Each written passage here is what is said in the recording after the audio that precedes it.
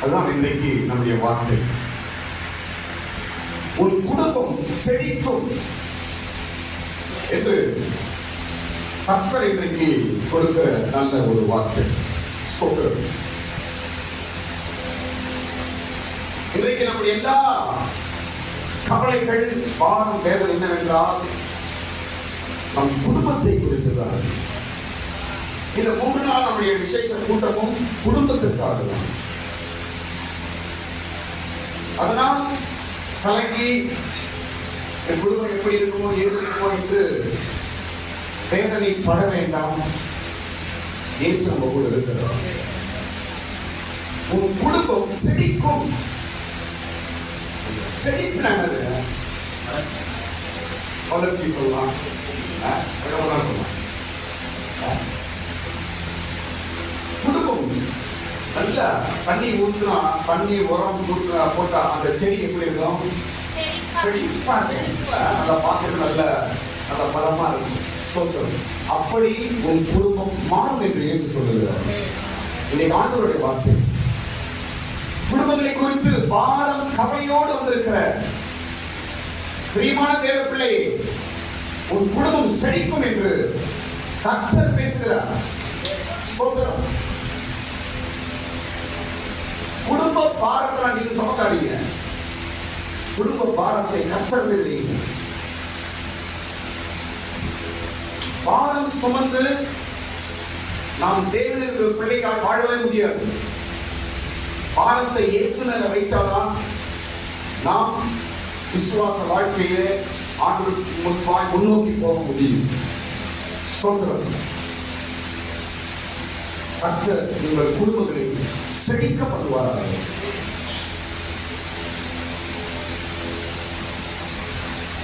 நோவாவின் குடும்பம் முழு ஜனங்களை அழித்து போயிட்டாங்க. நோவாவின் குடும்பத்தை கர்த்தர் கட்டினார், நிலைக்க செய்தார். யோபுவின் குடும்பம் சின்னாபின்னமா போன குடும்பம் யோபுவின் குடும்பம். மறுபடியும் அந்த குடும்பத்தை கூட்டி சேர்த்து அழகாய் கட்டினார். இன்றைக்கு குடும்பத்தை பற்றி தான் சில வார்த்தை நான் பேச போகிறேன். கர்த்தர் குடும்பத்தை கட்டுகிறவர்கள். கர்த்தர் உங்க குடும்பத்தை கட்டுகிறவர்.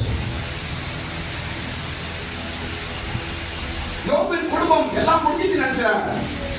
சின்னாபின்னம் ஆயிடுச்சு. மனைவி ஒரு பக்கம், கணவன் ஒரு பக்கம், பிள்ளைகள் இல்ல, ஆஸ்தி எல்லாம் போச்சு. சின்னாபின்னமாய் போயிடுச்சு, சுக்குநூறாய் போயிடுச்சு. மறுபடியும் அந்த குடும்பம் ஒன்று சேரும் என்று ஒருவரும் நினைக்கவில்லை.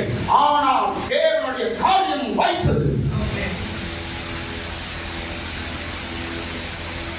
குடும்பத்தை கர்த்தர் நேசிக்கிறார். உலகத்துல எல்லா குடும்பம் அழிந்து போனது, ஆனால் நோவாவின் குடும்பம் நிலைத்திருந்தது. கர்த்தர் குடும்பங்களை காக்கிறவர். ஸ்தோத்திரம். உங்கள் குடும்பத்தையும் கர்த்தர் நிலைக்க செய்வார், செழிக்க செய்வார். கர்த்தருடைய வார்த்தை. ஸ்தோத்திரம். இந்த 3 நாள் கூட்டத்திலும் நான் ஜெபித்துக் கொண்டிருப்பது என்னவென்றால், ஜனங்களுடைய விசேஷமாய் குடும்பங்கள் ஆசீர்வதிக்கப்பட வேண்டும் என்று நான் ஜெபித்துக் கொண்டிருக்கிறேன். இந்த 3 நாளும் அந்த ஆசீர்வாதம் தான் நமக்கு இறங்கி கொண்டிருக்கிறது. இந்த 3 நாள் கூட்டங்களிலும் அந்த ஆசீர்வாதத்தோடு தான் தேவன் நமக்கு இறங்கி கொண்டிருக்கிறார். அதற்கு ஸ்தோத்திரம். கர்த்தர் குடும்பங்களை உண்டாக்குறவர். ஆமா, தனிமையா இருக்கிற மனிதனுக்கு வீடும் வாசலும் ஏற்படுத்துகிறார். பைபிள் படிங்க, சங்கீதம் 68ஆம் சங்கீதம் 8ஆம் வசனம். கர்த்தர் ஏசப்பா என்ன பண்றார்? குடும்பங்களை உருவாக்குறவர், குடும்பத்தை உண்டாக்குகிறவர். ஸ்தோத்திரம். குடும்பத்தை உண்டாக்குறவர், குடும்பத்தை நேசிக்கிறவர், குடும்பத்தை காக்கிறவர் நம்முடைய ஆண்டவர். தெரியுமா உங்களுக்கு? குடும்பம் என்பது கடவுளுக்கு மிக தெரியும். தனிமையா இருக்கிறவனுக்கு கர்த்தர் என்ன செய்றாரா? சீக்கிரம் படிங்க. பூமி அதிர்ந்தது. 68ஆம் சங்கீதம் 8ஆம் வசனம். தேவன் தனிமையானவருக்கு வீடு வாசல். தேவன் தனிமையானவருக்கு என்ன சொல்றார்? என்ன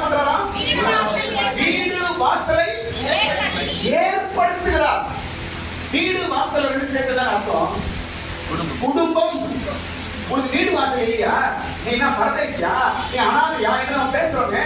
வீடு வாசல் என்றால் அர்த்தம் என்ன? குடும்பம். தனிமையா இருக்கிறவனுக்கு கடவுள் குடும்பத்தை உண்டு பண்ணி கொடுக்கிறார். ஒரு காலத்துல நீங்க தனிமையா இருந்தீங்க, கடவுள் உங்களை நேசித்து உங்களுக்கு ஒரு குடும்பத்தை கொடுத்திருக்கிறார். நானும் தனியா இருந்தேன், நீங்களும் தனியா இருந்தீங்க. இன்றைக்கு உங்களை ஒரு குடும்பமாய் கடவுள் உண்டாக்கி வச்சிருக்கிறார். வீட்டை உண்டு பண்ணுகிறவர் என்று பவுல் எபிரேயர் எழுதுகிறார். வீட்டை உண்டு பண்ணுகிறவர். ஸ்தோத்திரம். நான் சொல்ல கேட்டீங்க, கர்த்தர் குடும்பங்களை சேர்க்கிறார், குடும்பங்களை உண்டாக்குறார். சாத்தான் குடும்பங்களை கெடுக்கிறார். கர்த்தர் ஏசப்பா குடும்பத்தை கட்டுகிறார், சாத்தான் குடும்பத்தை உடைக்கிறார். தேவன் முதல் செய்த காரியமே ஒரு குடும்பத்தை உண்டாக்கினார். ஏதேன் தோட்டத்தில் மனைவி, கணவன், மனைவி, குடும்பம் தேவன் ஏற்படுத்துகிறாங்க. முதல் குடும்பத்தையே சாத்தான் உடைத்தான். குடும்பங்களை தேவன் உண்டாக்குறார், உருவாக்குறார். இப்போ குடும்பம் என்றால் என்ன? ஒரு வார்த்தை, குடும்பம் என்றால் என்ன? நீங்க பல விஷயம் சொல்லுவீங்க. குடும்பம் என்றால் என்ன? பல விஷயம் நம்ம பேசலாம், பல விஷயம் சொல்லலாம். ஆனா பைபிள் என்ன சொல்லி தெரியுமா? குடும்பம் என்றால் என்ன? ஃபேமிலினா என்ன? என்ன ஃபேமிலி? நானும் என் வீட்டாரும் என் பிள்ளைகளும் குடும்பம். நானும் என் கணவனும் என் பிள்ளைகளும் குடும்பம். நம்ம சொல்றது. ஆனால் வேதம் என்ன சொல்லுகிறது? பைபிள் என்ன சொல்லுகிறது? குடும்பம் என்றால் என்ன என்றால் பரலோகமும் பூமியும் சேர்ந்துதான் குடும்பம். பரலோகமும் பூமியும் சேர்ந்ததுதான் குடும்பம். சொல்லுங்க, அதான குடும்பம். பரலோகத்தில் யார் இருக்கிறா? சொல்லுங்க, பரலோகத்தில் யார் இருக்கிறா? கடவுள் இருக்கிறார், பிதா இருக்கிறார், குமாரன் இருக்கிறார், பரிசுத்த ஆவியானவர் எங்க இருக்கிறார், தேவ தூதர்கள் இருக்கிறார். இவங்க யார் எங்க இருக்கிறாங்க? எங்க இருக்கிறாங்க? பரலோகத்தில் இருக்கிறார்கள். பூமியில் யார் இருக்கிறது? நம்ம இருக்கிறோம். பூமியில் யார் இருக்கா? நம்ம இருக்கிறோம். அப்போ ஒரு குடும்பம் என்றால் என்ன? எல்லாம் கவனிங்க. குடும்பம் என்றால் பரலோகமும் நாமும் சேர்ந்து இருப்பது பேர் தான் குடும்பம். இது பைபிள் எங்க இருக்குது? படிங்க, எபேசியர் புத்தகம் 3ஆம் அதிகாரம் 14ஆம் வசனத்துல பவுல் அழகா எழுதுறாங்க. ஃபேமிலினா என்ன? ஒரு குடும்பம் என்றால் என்ன? நீ நினைக்கிற மாதிரி கிடையாது. பைபிள் சொல்ற குடும்பமே வேற, கடவுள் உண்டாக்குகிற குடும்பமே வேற, கடவுள் உண்டாக்கி வைத்திருக்கிற ஃபேமிலியே வேற. எபேசியர் 3ஆம் அதிகாரம் 14ஆம் வசனம் பவுல் எழுதுகிறார், எது குடும்பம்? இது நிமித்தம் நான் பரலோகத்திலும் பூலோகத்திலும் உள்ள முழு குடும்பத்துக்கும் நாமக்காரராகிய பரலோகத்தில் உள்ள பூலோகத்திலும் உள்ள முழு குடும்பம். That is family. இதான் family. நீங்க நினைக்கிறீங்க நானே என் பிள்ளைங்க என் மனைவி ஃபேமிலி, நானும் என் குடும்பமும் ஃபேமிலி. அதை நான் தப்பா சொல்லல. அதை காட்டிலும் இன்னொரு படி மேலதான் பைபிள் சொல்லுகிறது. What is family? குடும்பம்னா என்ன? நீ மாத்திரம் அல்ல, பரலோகமும் உன்னோடு சேர்ந்து இருப்பதுதான் குடும்பம். ஒரு குடும்பத்தை தேவன் எப்படி உருவாக்கினார்? ஏதேன் தோட்டத்தில் எப்படி உருவாக்குறாரு? ஆதாம் இருக்கிறாரு, அதுக்கப்புறம் யார் வரா? ஏவாள் வராரு. அதுக்கு முன்னாடி ரெண்டு பேருக்கு முன்னாடி யார் இருக்கிறாங்க? சொல்லுங்க. ஆதாம் இருக்கிறாரு, ஏவாள் வந்தாங்க. நம்ம ரெண்டு பேருக்கு முன்னாடி யார் இருக்கிறாங்க? தேவன். தேவன், கணவன், மனைவி, பிள்ளைகள், இதுதான் குடும்பம். நான் சொல்றேன் கவனிங்க. கடவுள் இல்லை என்றால் அது குடும்பம் என்று அழைக்கப்படாது. இயேசு இல்லை என்றால் அது குடும்பம் என்று அழைக்கப்படாது. According to Bible.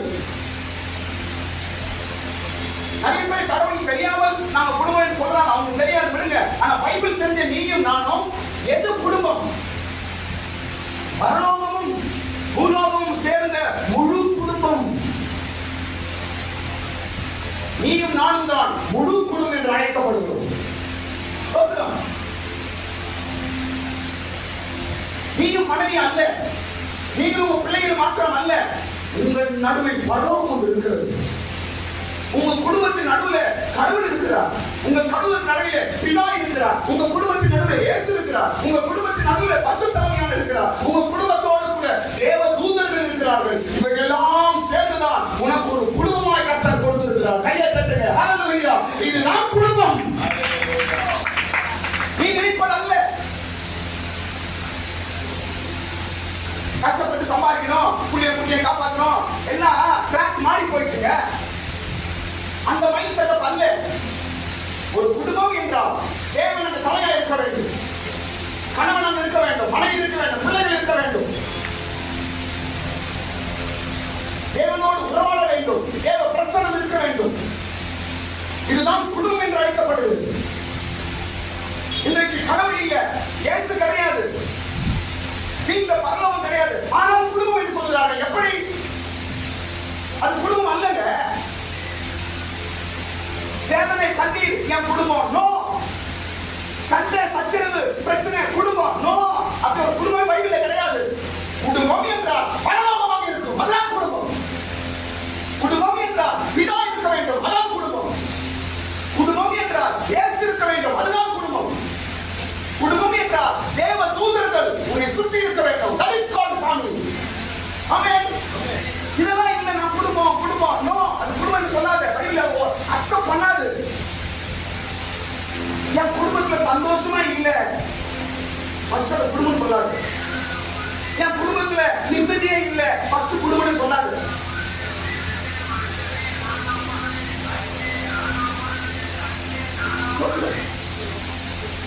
முதல் நான் சொல்ல பாருங்க, நீ ஒரு குடும்பமா இருக்கிறாய் என்றால் முதல் நீ உணர வேண்டியது பரலோகத்தை உணர வேண்டும். உன் குடும்பத்துல பரலோகம் இருக்கிறதா? அப்பதான் அது குடும்பம். இன்னொரு வார்த்தை சொல்லுங்க. குடும்பம் என்று பெயரை கொடுத்தது இயேசுதான். ஆமென். குடும்பம், ஃபேமிலி என்ற பெயர் எப்படி வந்துச்சு? எல்லாரும் குடும்பம் குடும்பம்ன்றாங்க. எங்க இருந்து வந்துச்சு அந்த நேம்? எங்க இருந்து வந்துச்சு? இயேசு கொடுத்தார். ஆமென் சொல்லுங்க எல்லாரும். ஆமென். முழு குடும்பத்திற்கும் நாமகாரணராக, அதெல்லாம் பாருங்க இங்கிலீஷ்ல நேம்டு அப்படி போட்டுருக்கு. படிக்கிறோம் சீக்கிரம். முழு குடும்பத்துக்கும் நாமகாரணராகிய, நம்முடைய கர்த்தராய் இருக்கிற இயேசு கிறிஸ்துவினுடைய பிதாவை நோக்கி முழு குடும்பத்திற்கும் நாமகாரணர் ஆகிய இயேசு. முழு குடும்பத்திற்கும் நாமகாரணராகிய இயேசு. நாமம் என்ன? நாமம் என்ன? நேம், பேர். அந்த பேர், குடும்பம் என்ற பேருக்கு காரணர் ஆகிய இயேசு. ஃபேமிலி அப்படின்ற நேம்டு அப்படின்னு போடுறது இங்கிலீஷ்ல. வீட்டை படிப்பாரு. நேம்டு அப்படின்னு நான் பேர் வச்சிருக்கிறார். குடும்பம் என்ற பெயர் வைக்கிறதா இயேசு. எது குடும்பம் என்று தெரியல இன்னைக்கு உலகத்துக்கு. குடும்பம் என்றால் என்ன? யார் குடும்பம் என்ற பெயர் வைத்தது? ஒரு முழு குடும்பம் என்றால் அர்த்தம் என்ன? இயேசு இல்லை என்றால் குடும்பம் அல்ல. குடும்பம் என்றால் அது இயேசுதான் பெயர் வைத்தார். ஸ்தோத்திரம். இயேசு இல்லை என்றால் அது குடும்பம் அல்ல. கடவுள் இல்லை என்றால் அது குடும்பம் என்று அழைக்கப்படாது. ஸ்தோத்திரம். அதனால் இன்றைக்கு குடும்பம் குடும்பம் என்று சொல்றீர்கள். ஒவ்வொரு நாளும் என் குடும்பம் குடும்பம் தானா என்று கண்டுபிடிங்க. இன்றைக்கு சாத்தான் ஏமாற்றிக் கொண்டிருக்கிறான். பொய்யான குடும்பத்தை காண்பித்துக் கொண்டிருக்கிறான். பொய்யான குடும்பத்தை நீ நம்பிக்கொண்டிருக்கிறார். இதுதான் என் குடும்பம், இதான் என் குடும்பம். வறுமை, கடன் பிரச்சனை, சண்டை சச்சரவு, ஒரே சண்டை, கெட்ட வார்த்தை, பிரச்சனை, நிம்மதி கிடையாது, அடிக்கடி, இதான் குடும்பம் என்று சாத்தான் சொல்லுகிறார். அது குடும்பம் அல்ல. இதை சமுதாயத்துக்கு நம்ம சொல்ல வேண்டுங்க. இந்த விஷயம் நான் சர்ச்சுக்கு சொல்ல, சமுதாயத்துக்கு சொல்ல வேண்டும். இதுதான் குடும்பம் என்றால் என்ன? பிரதர் சிஸ்டர், குடும்பம் என்றால் என்ன? இன்றைக்கு நீ வாழ்ந்து கொண்டிருக்கிறையே அது அல்ல குடும்பம். இன்றைக்கு நீ கஷ்டப்பட்டு கொண்டிருக்கிறையே அது அல்ல குடும்பம்.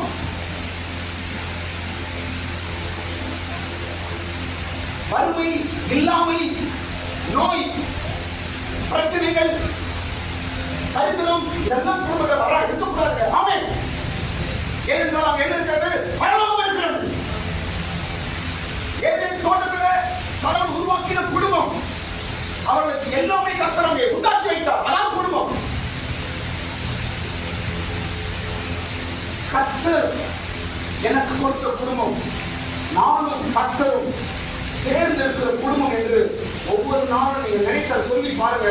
உங்க குடும்பத்தில் ஒன்றும் ஆண்டு குறைவை அடைக்க மாட்டார். ஒரு குறையை நீங்க காண்பதில்லை. இதான் சத்தியம்.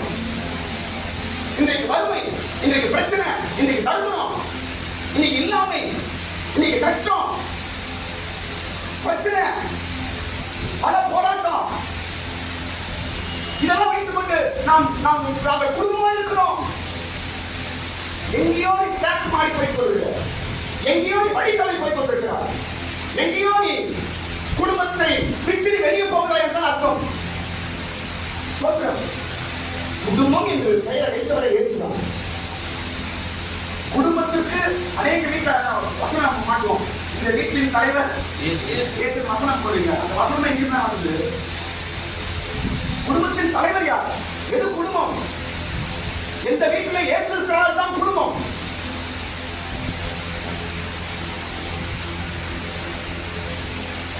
அடுத்த வசதி போடுறது குடும்பம் உயர்த்தப்பட வேண்டும் என்றால் அறிவிச்சு நீங்க எப்படி இருக்கணும்னா யதார்த்தமா இருக்கும் பொழுது என் குடும்பம் உயர்த்தப்படும். யதார்த்தமா இருக்கும், ரியாலிட்டியா இருக்கும். ரெண்டு பேர் சொல்ற பாருங்க. கிதியோன் கர்த்தர் அவனை உயர்த்தினார். அவன் என்ன சொல்றான் தெரியுமா? நானும் என் குடும்பமும் எளிதானது, என் தகப்பன் குடும்பமும் நானும் எளிமையானது, அந்த அளவுக்கு தகுதி இல்லை என் ஃபேமிலி அப்படின்னு சொன்னான் கிதியோன். அவனை உயர்த்தினார் கர்த்தர். நீங்க இப்ப பிரசன்ட் நீங்க வாழ வாழ்க்கையை விட்டுருங்க. ஆனா உங்க பேக்ரவுண்ட், உங்க அப்பா அம்மா ஃபேமிலி எப்படி இருந்தது என்று நீங்கள் யதார்த்தமாய் நினைக்கணும், யதார்த்தமாய் பேசணும். அப்போது கர்த்தர் உங்களை உயர்த்துவார். ரிச்சாக சொல்லுங்க, மிடில் ஃபேமிலி மிடில் ஃபேமிலி சொல்லுங்க. இல்ல நாங்க கஷ்டத்தின் மத்தியில வளர்ந்தேன் என்றால் அதை சொல்லு. பில்டப் காட்டாத. நீங்க அநேகர் ஏன் கர்த்தர் உயர்த்துவதில்லை? பில்டப் ஒண்ணுமே இருக்காது. ஆனா டாடா பில்லா மாதிரி பில்டப் காட்டுது. ஒருபோதும் குடும்பம் உயராது. பேச்சு அப்படி. கிதியோனை கர்த்தர் உயர்த்தினார். என் குடும்பம் எளிமையானது, என் குடும்பம் தகுதி இல்லை, என் அப்பா அம்மா குடும்பம் தகுதி இல்லை என்று சொன்னார். கர்த்தர் உயர்த்தினார். இரண்டாவது அவர் சொல்ற பாருங்க, சவுல் நான் என் தகப்பன் வீட்டாரும் தகுதி இல்லை என்று சொன்னார். கர்த்தரை உயர்த்தினார். எப்பவுமே குடும்பத்தை குறித்தும் உங்களை குறித்தும் உங்களுடைய பேக்ரவுண்டை குறித்தும் யதார்த்தமாய் பேச பழகுங்கள். இல்லாத பேசக்கூடாது, பிக்கப் பண்ணி பேசக்கூடாது, ரியாலிட்டியா பேச வேண்டும். இருக்கிறது இருக்கிறவனுமாய் பேசணும். அப்பொழுதுதான் உங்கள் குடும்பம் உயரும், உங்கள் தரம் உயரும். கர்த்தர் கூட்டுத்தனமா என்று தூக்கிட மாட்டார் அனைவரும். ஸ்தோத்திரம். தாவீது சொன்னார், நான் ஆடுகளுக்கு பின்பாய் திரிந்தேன், கர்த்தர் உயர்த்தினார் என்று சொன்னார். அவங்க ரியாலிட்டி பாருங்க, ரியலா பேசுறாங்க, இருக்கிறத சொல்றாங்க. வாழ்க்கையில் எப்பவுமே இருக்கிறத சொல்லுங்க. கர்த்தர் ரொம்ப பிடிக்கிறாரு. உங்கள் குடும்பம் உயரும். இருக்கிறது என்னவோ கஷ்டம், ஆனா பேசுறது என்னவோ எல்லாம் உயர்த்தி பெருமையாய் பொய்யாய் ஒருவேளை இருக்க வேண்டாம். இன்னோட நிறுத்து. ரியலிட்டியா உண்மையாயிரு, யதார்த்தமாயிரு. கிதியோன் யதார்த்தமாய் பேசினான், சவுல் யதார்த்தமாய் பேசினான், தாவீது யதார்த்தமாய் பேசினான். நான் ரொம்ப கஷ்டத்தின் மத்தியில வளர்ந்தேன் அப்படின்னு சொல்லுங்க, தப்பே கிடையாது. என் அப்பா ரொம்ப கஷ்டப்பட்டு என்னை வளர்த்தாரு. எங்க அம்மா ரொம்ப கஷ்டப்பட்டு வளர்த்தாங்க, எங்க வீட்டுல சாப்பாடு கூட குறைவா இருந்துச்சு சொல்லி தப்பே கிடையாது. கர்த்தர் உயர்த்துவார். எங்க அம்மா அப்பா என்ன கஷ்டப்பட்டு வளர்த்தாங்க சொல்லு. எங்க அம்மா அப்பா ஆதாரம் கொடுத்து வளர்க்கறே அந்த காலத்துல அவ்வளவு கஷ்டப்பட்டாங்க சொல்லு. கிதியோன் சொன்னானே, சவுல் சொன்னானே, தாவீது சொன்னானே, நீயும் மறைக்கிற, ஏன் பில்டப் காட்டுற? கிறிஸ்தவர்கள் உங்கள் குடும்பங்கள் கட்டப்பட வேண்டும் என்றால், உங்கள் குடும்பத்தின் தரம் உயர வேண்டும் என்றால் நீங்கள் யதார்த்தமாக இருக்க வேண்டும். அடுத்த பகுதி போடலாம். கர்த்தருக்கு ஸ்தோத்திரம். அடுத்த பகுதி என்ன தெரியுமா? குடும்பம் கெட்டு போக காரணம் என்ன? 3 விஷயம் சொல்றாங்க. ஏன் குடும்பங்கள் கெட்டு போகுது? நான் முன்பு சொன்னது போல கர்த்தர் குடும்பத்தை நேசிக்கிறார், கர்த்தர் குடும்பத்தை கட்டுகிறார், கர்த்தர் குடும்பத்தை உருவாக்குகிறார், கடவுள் குடும்பத்தை உண்டாக்குகிறார். சாத்தானோ எப்போது குடும்பத்தை கெடுக்கிறான் என்று பார்த்து கொண்டிருக்கிறான். ஏன் சாத்தான் குடும்பத்தை கெடுக்க பார்க்கிறான் சொல்லுங்க? குடும்பத்தை கெடுத்தால் தேவனுடைய ஐக்கியம் கெடுக்கப்படும். குடும்பம் கெட்டுச்சுன்னா கடவுளுடைய ஐக்கியம் கெட்டு போகும். இதான் பிளான் பண்ணி அவன் குடும்பத்தை டார்கெட் பண்றான். பிள்ளைங்களை பிரிக்கிறான், மனைவியை பிரிக்கிறான், குடும்பத்துல ஒரு மனம் இல்லாம செய்யறான். ஏன்? தேவனோடு ஐக்கியம் உடைய வேண்டும். குடும்பம் என்றால் பரலோகமும் பூமியும் சேர்ந்துதான் குடும்பம். இதை சாத்தான் உடைக்க பார்க்கிறான். ஸ்தோத்திரம். கர்த்தர் உண்டாக்கி கொடுத்த குடும்பம், கர்த்தர் உங்களுக்கு உண்டு பண்ணி கொடுத்த குடும்பம். பரலோகம் ஒரு குடும்பமாய் நினைக்கும் போது பரலோகம் இறங்கி வருதாங்க. இதெல்லாம் நம்ம நஷ்டப்படுத்த கூடாது. குடும்பத்தை நேசிக்கிறவர்கள் பரலோகத்தை நேசிக்கிறார்கள். குடும்பத்தை நேசிக்கிறவர்கள் ஆண்டவரை நேசிக்கிறார்கள். குடும்பத்தை நேசிக்கிறவர்கள் இயேசுவை நேசிக்கிறார்கள். ஆமென். 3 காரணம் ஏன் குடும்பம் கெட்டு போகுது. ஏன்? முதல் காரியம், தீத்து 1ஆம் அதிகாரம் 11ஆம் வசனம். தீத்துவின் புஸ்தகம் 1ஆம் அதிகாரம் 11ஆம் வசனம். ஏன் குடும்பம் கெடுக்கப்படுகிறது, ஏன் குடும்பம் கெட்டு போகுது என்பதற்கு முதல் காரணம் சொல்ற பாருங்க. அவர்களுடைய வாயை அடக்க வேண்டும், அவர்கள் இழிவான ஆதாயத்துக்காக சகாதவர்களை உபதேசித்து முழு குடும்பங்களையும் கவிழ்த்து போடுகிறார்கள். குடும்பம் கவிழ்க்கப்படுகிறது, குடும்பம் கெடுக்கப்படுகிறது. ஏன்? வாய். சொல்லுங்க சொல்லுங்க சொல்லுங்க. குடும்பம் கெட்டு போக முதல் காரணம் வாய்.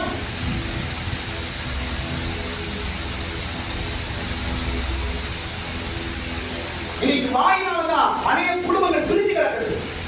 வாயினாலதான் அநேக குடும்பங்கள் இன்னைக்கு சீரழிந்து போயிருக்கிறது. இன்னைக்கு வாயினாலதான் அநேக குடும்பங்கள் உடைந்திருக்கிறது. இன்னைக்கு வாயினாலதான் அநேக குடும்பங்கள் சின்ன பின்னமா இருக்கிறது.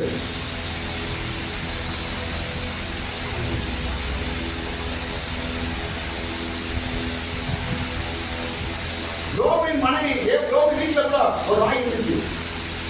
யாருக்கு வாய்? அவன் பொண்டாட்டி தான். நீ கர்த்தரை தூஷித்து சாவு பேசுறது. அவங்க முன்னாடி பேசுவாங்க. வாய். ஸ்தோத்திரம். நம்ம வாய் அடக்கப்பட்டால் குடும்பம் நல்லா இருக்கும். பேச்சு பேச்சு இனிமானதை பேசுவது, கோபமானதை பேசுவது.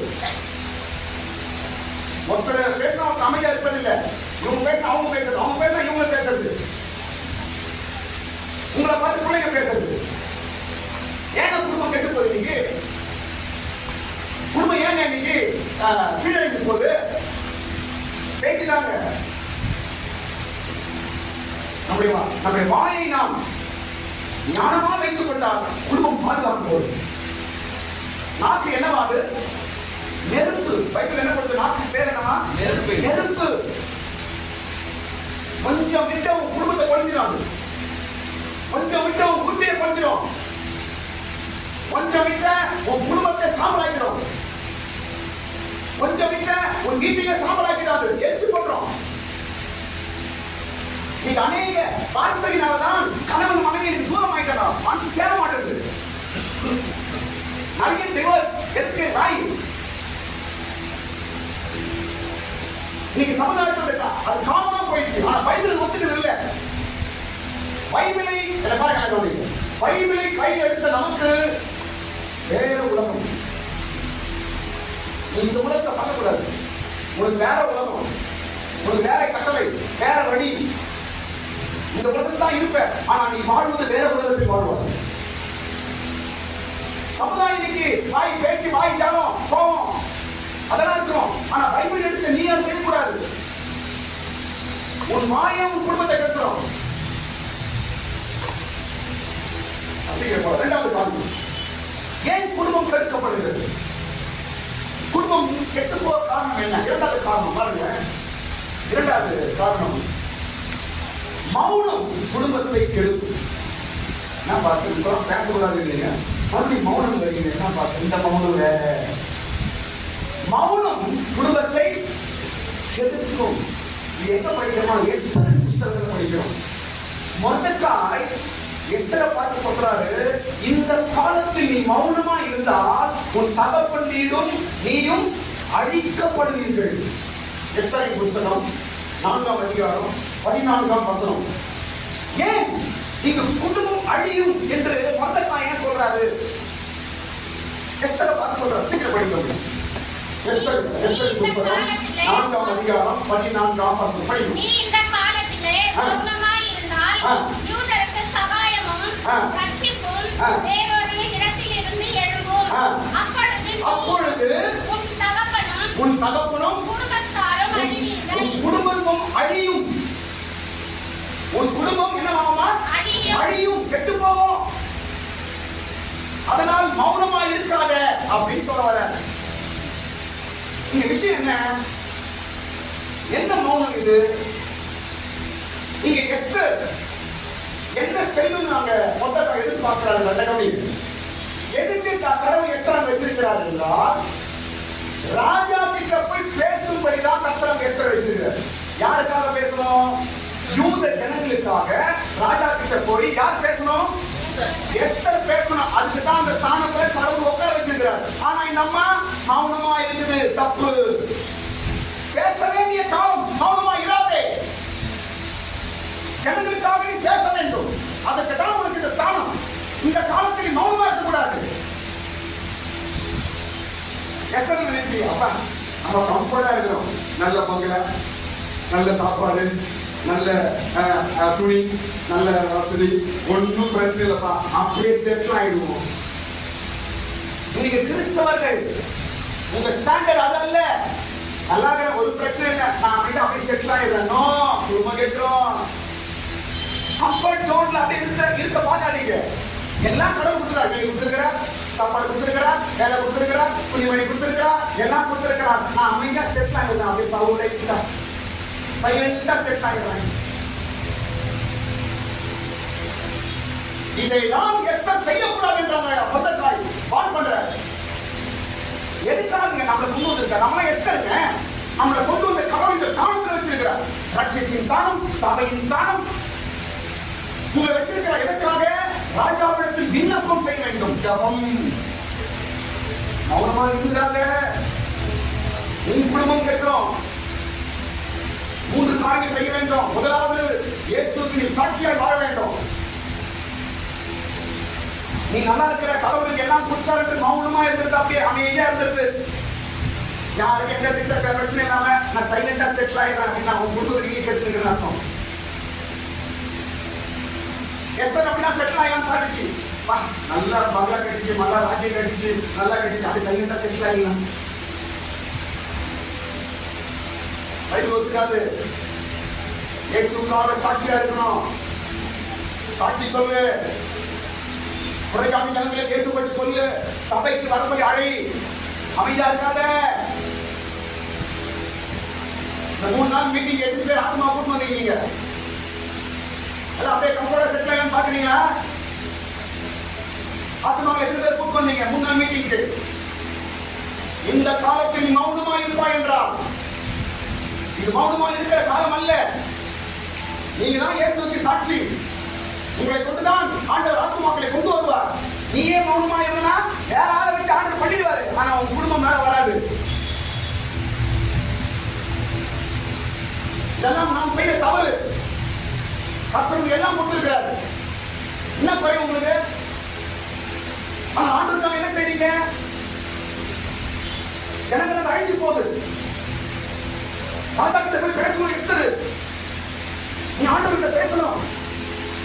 அழிஞ்சு போற ஆத்மா, ஆண்டவரே இந்த எம்எம்கே பட்டணத்துல எவ்வளவு பேர் இயேசு தெரியாம இருக்கிறாங்களே, இந்த எம்எம்கே பட்டணத்துல எத்தனையோ பேர் நரகத்துக்கு போறாங்களே, நாங்க நல்லா இருக்கிறோமே, நான் கம்ஃபர்டா இருக்கிறேனே, இது இல்ல ஆண்டவரே, இது தப்பு ஆண்டவரே, இந்த ஜனங்களை கொண்டு வாங்கப்பா, ஜனங்கள் ரட்சிக்கப்படணும்பா. MMK first main road, MMK second main road, MMK third main road, Manali, Mathur, Palpannai, எவ்வளோ ஜனங்கள் இந்த சமாதானம் தெரியாமல் குடியில, விபச்சாரத்துல, கெட்ட பழக்கத்துல, கெட்ட வாழ்க்கையில அழிந்து போறாங்களே, நாங்களாம் நல்லா மாறிட்டுமே, அவர்களும் மாற வேண்டுமே. இதான் எஸ்தரின் ஆவி. நீ மௌனமா இருப்பாய் என்றால் உன் குடும்பத்தை கர்த்தர் பிளஸ் பண்ண மாட்டார். ஆத்துமாக்களை நம்ம இப்ப நான் என்ன 1000 பாஸ்டர்ங்க, நீங்க என்ன 1000 ஆத்துமாக்கள் கடவுள் இருக்குது, ஆனால் உனக்கு என்ன ஆசீர்வாதம்? உன் வேலை என்ன? உன் டியூட்டி என்ன? கர்த்தர் நம்மளே நம்பி இருப்பார் நினைக்கிறீங்களா? நோ. எலியா அப்படியே நினைச்சான், ஐயோ ஆண்டவரே நான் சொல்லுவாங்க, நான் போய் ஒழிஞ்சிட்டேன், நான் செத்துறேன் அப்படின்னாரு. அது ஆண்டவர் என்ன சொன்னாரு? நீ இல்லாம 70 பேர் நான் வச்சுக்கிறப்பா, நீ ஒன்னும் ரூபீட் ஆகிடாது. நீ இல்லாமல் 70 பேரை நான் வைத்திருக்கிறேன், ரொம்ப ஃபீல் ஆகாத. என் வேலை நான் செய்வேன், ஆனா ஒண்ணுதான் கேட்டு உனக்கு ரட்சிப்பை கொடுத்திருக்கிறார், சமாதானத்தை கொடுத்திருக்கிறார், பாவமன்னிப்பை கொடுத்திருக்கிறார், பைபிளை கொடுத்திருக்கிறார், கிருபை கொடுத்திருக்கிறார், ஆசீர்வாதத்தை கொடுத்திருக்கிறார், நிம்மதியை கொடுத்திருக்கிறார், சமுதாயத்தில் ஒரு ஸ்தானத்தை உங்களுக்கு கொடுத்திருக்கிறார். மௌனமா இருப்பதற்காக எப்படி மௌனமா இருக்கா? நீங்க என்ன சொல்றாரு? நீ இப்பொழுது உதவியா இருக்க வேண்டும். அவ்வளவுதான். வாசப்படி சிந்தப்படுங்க. நீ இப்படிப்பட்ட காலத்துக்கு உதவியாய் இருக்க. உதவியாய். Very good. என்ன சொல்றாரு மொர்தெகாய்? உதவியாய் இருக்க வேணும். விசுவாசிகள் நீங்க உதவியா இருக்க. யாருக்கு உதவி? சர்ச்சுக்கு உதவியா இருக்க வேண்டும், சபைக்கு உதவியா இருக்க வேண்டும். எஸ்தர் உதவியா இருமா, அதுக்கு தான் ஆண்டவர் ஸ்தானம் கொடுத்திருக்கிறாரு. மௌனமா இருந்தாதமா, எனக்கு ஒரு பிரச்சனை இல்லை, நான் நல்லா இருக்கிறேன், என் பிள்ளைங்க நல்லா இருக்கிறாங்க, என் வீட்டுக்காரர் நல்லா இருக்கிறாரு, என் வீடு நல்லா இருக்குது, என் வீட்டுல ஏசி இருக்குது, என் வீட்டுல கார் இருக்குது, என் வீட்டுல எல்லாம் இருக்குது, ஒரு குறை இல்லை. ஆமென். ஒருவேளை இப்ப இருப்பீங்கன்னா இது ஒரு பாவம். ஆமென் சொல்றா, ஜெபிக்காமல் இருப்பதே பாவம். மௌனமா இருப்பது பாவம். சபைக்கு உதவியா இருக்க, ஏதாவது வழியில ஊழியத்துல உதவியா இருக்கணும். பாஸ்டர் ஏதாவது ஊழியத்தை செய்யணும், செய்யணுமா? எஸ்தரின் ஆவி இந்த அளவுக்கு நீங்க முன்னாடி வர மௌனமா இருப்பீர்கள் என்றால் உங்கள் குடும்பம் மேல் நோக்கி வர முடியாது. அடுத்த பாயிண்ட் நான் போறேன். சோதரம். மூன்றாவது காரியம், ஏன் குடும்பம் கெட்டு போகுது? முதல் காரியம் வாயின் வார்த்தையினால கெட்டு போகுது. இரண்டாவது மௌனம். மௌனம். தேவனுக்காக ஒன்று செய்யாம மௌனமா இருப்போம் என்றால் குடும்பம் கெட்டு போகும். மூன்றாவது காரியம், அசிங்கப்பட்ட மூன்றாவது காரியம், ஏன் குடும்பம் கெட்டு போகுது? மூன்றாவது காரியம் என்னவென்றால், பைபிள்ல ஒருத்தன் குடும்பம் கெட்டு சினம் போச்சு.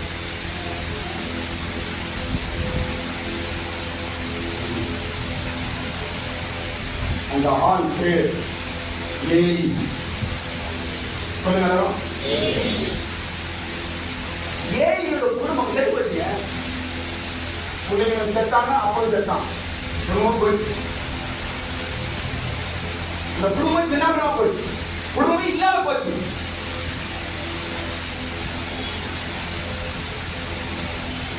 கர்த்தர் நல்ல ஸ்தானத்தில் வைத்தார். ஏலியோட வேலை என்னங்க? ஆசாரியன். இன்னொரு சொல்ற கவனிங்க, இந்த குடும்பம் ஒரு பாஸ்டர் குடும்பம்.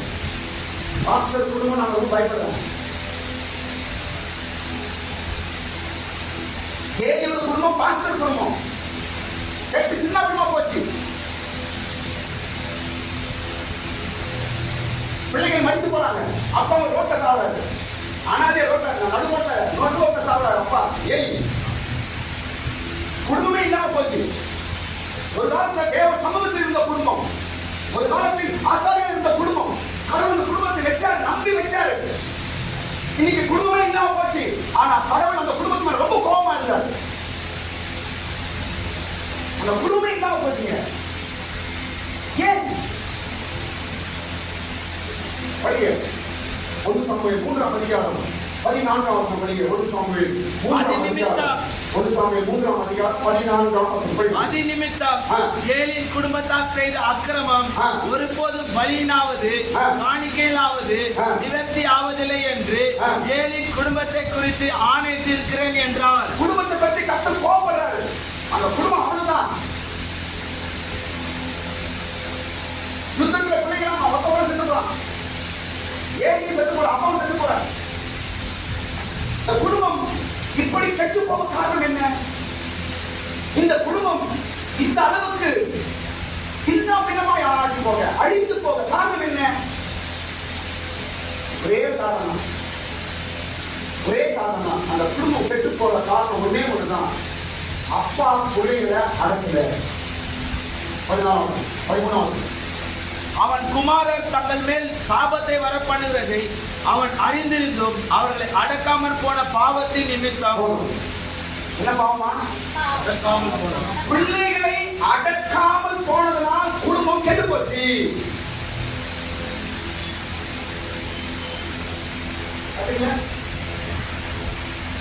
பிள்ளைங்க பாவம் செய்யறாங்க தெரிஞ்சு அடக்கிறான். எவ்வளவு பிடிக்கிற பாருங்க. அதை படிக்கணும். அவன் குமாரர் தங்கள் மேல் சாபத்தை வரப்பண்ணுகிறது. அவன் பிள்ளைங்க தங்க மேல சாபத்தை வர வைக்கிறான்னு தெரிந்தும் அவன் அறிந்திருந்தும் அவர்களை அடக்காமல் போன பாவம். இன்னைக்கு அநேக குடும்பம் கெட்டு போறதுக்கு முக்கியமான காரணம் பிள்ளைங்களை அடக்கத்தை கிடையாது. தலை மாட்டேங்கிறது இங்கே வேலை காட்டுங்க. நான் சொல்ல பாருங்க, உங்களுக்கு குடும்பம் அதுதான் பேசிக்க சொல்ல போறேன். அது கூட உண்டு குடும்பம். நீங்க அநேக குடும்பம் கெட்டு போக காரணமே பிள்ளைங்களை அடக்கி வளர்க்காதனால. இன்றைக்கு ஒரு பிள்ளைகளை அடக்குவா என்றால் நாளைக்கு ஒரு பிள்ளைகள் உனக்கு முன்பாக உயர்ந்து நிற்பார்கள். அடக்கத்தே கிடையாது. தப்பு செய்யறான்னு தெரியும், தப்பு பேசுறான்னு தெரியும், தப்பான வழியில போறான்னு தெரியும், தப்பை செய்யணும் என்று தெரியும். பிள்ளைகளை முக்கியமா நீங்க அடக்கி வளர்த்தா உங்க குடும்பம் ரசிகமா இருங்க. பைபிள்ல தான் சொல்லுது, பிள்ளைகளை கண்டிக்க வேண்டும், பரப்பினால் கண்டிக்க வேண்டும். சொல்லித்தரு பைபிள். ஏன்? குடும்பம் நல்லா இருக்கணும், நீ நல்லா இருக்கணும் பைபிள் சொல்லி தருது. நீ அதை கேட்காம பிள்ளைகளுக்கு தலைமையில வச்சுக்கின்னு டங்கு நான் வச்சுட்டேன், நாளை உனக்கு ஒரு டங்கு தெரியுமா?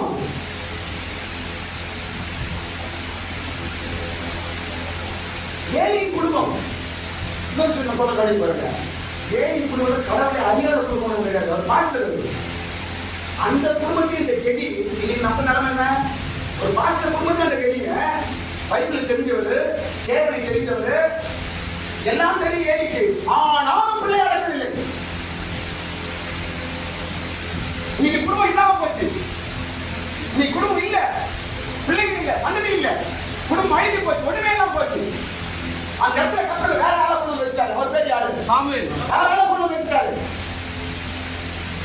நாம் கர்த்தரா இருக்க வேண்டும். நமக்குன்னு ஒரு ஸ்தானம் உண்டு, நமக்குன்னு ஒரு அந்தஸ்து கடவுள் கொடுத்திருக்கிறார். அதை காப்பாற்றினா நல்லது.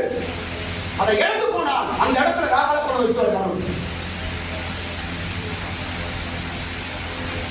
இந்த குடும்பம் கெட்டு போகாமல் இருக்க வேண்டும் என்றால் நிச்சயமான பிள்ளைகளை அடைத்தான் ஆக வேண்டும். நீங்க பிள்ளைங்களை அடக்காதான் பிள்ளைங்க உங்களை அடக்கிறாங்க. நீங்க பிள்ளைங்க அடக்காதனால என்ன ஆயிடுச்சு? பிள்ளைங்க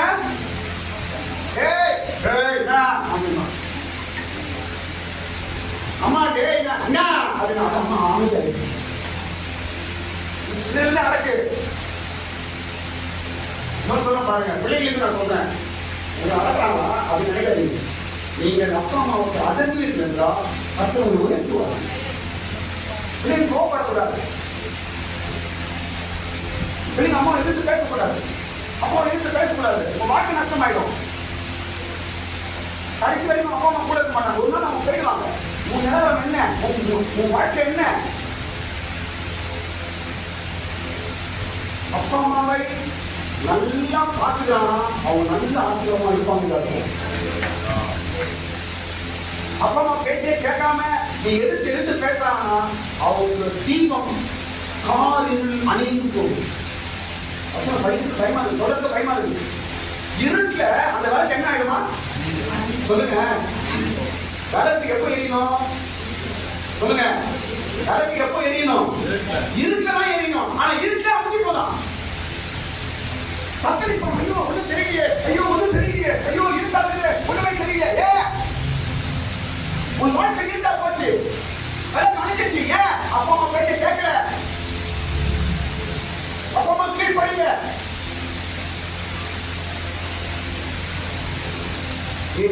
குடும்பம் நம்ம ஒரு பெரிய மாதிரி சொல்றோம். பிள்ளைகளை அடைக்கி வளங்க, அடக்குங்க. தப்பு செய்யறானா, கெட்ட வார்த்தை பேசுறானா, கெட்ட வழியில போனா தைரியமா அடக்குங்க. தப்பே கிடையாது. நான் உங்களை கொண்டு போறேன் அந்த பேச்சு வச்சு என்ன பேசணும் சா வச்சிருக்கேன். நீ சொல்ற பிள்ளைங்க ஃபர்ஸ்ட் நாள் விக்டர் வந்தார்ல, ஃபர்ஸ்ட் நாள் பசங்களுக்கு முதல் நாள் மீட்டிங் விக்டர் வந்தார்ல, அவங்க சபை விசுவாசிங்க பாஸ்டர் சா வச்சுங்க அப்படின்னா விக்டர் வந்து ஐந்து வயசு சந்தோஷமாக இருந்தாங்க. பாஸ்டர் சா வச்சிருவோங்க பாஸ்டர் பயந்து இப்படி ஒப்பனை மாட்டாங்க. எப்பா நீங்க சாவச்சோட பரவாயில்லப்பா, நீ நல்லா இருப்பா. நீங்க சாவச்சோட பரவாயில்லப்பா, நீ நல்லா இருக்கணும்ப்பா.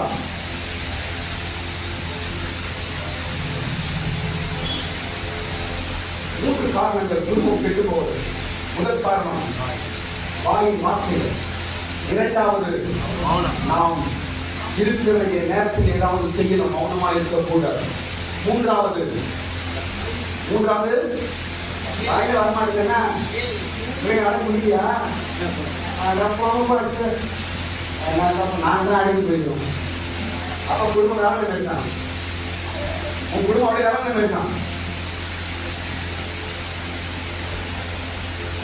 மூன்றாவது காரணம் பிள்ளைகளை அடைக்கும் பொழுது நம் குடும்பம் அழுதி நாம் பாதுகாப்பு. ஸோ இப்போ அடுத்த மூன்று பகுதி நான் சொல்ல போறேன்.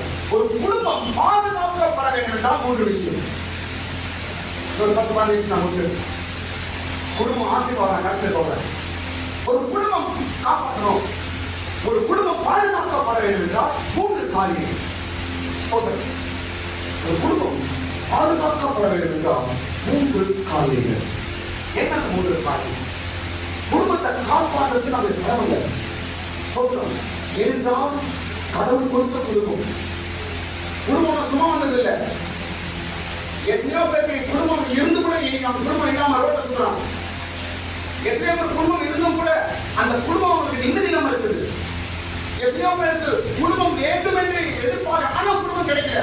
கர்த்தர் குடும்பத்தை கொடுத்திருக்கிறார். உனக்கு ஒரு வீட்டை கொடுத்திருக்கிறார். அன்புள்ள மனைவி, அன்புள்ள கணவன், பிள்ளைகள், இதெல்லாம் கடவுள் உண்டாக்கி கொடுத்தது. இதை காப்பாற்ற வேண்டிய ஒரு கடமை.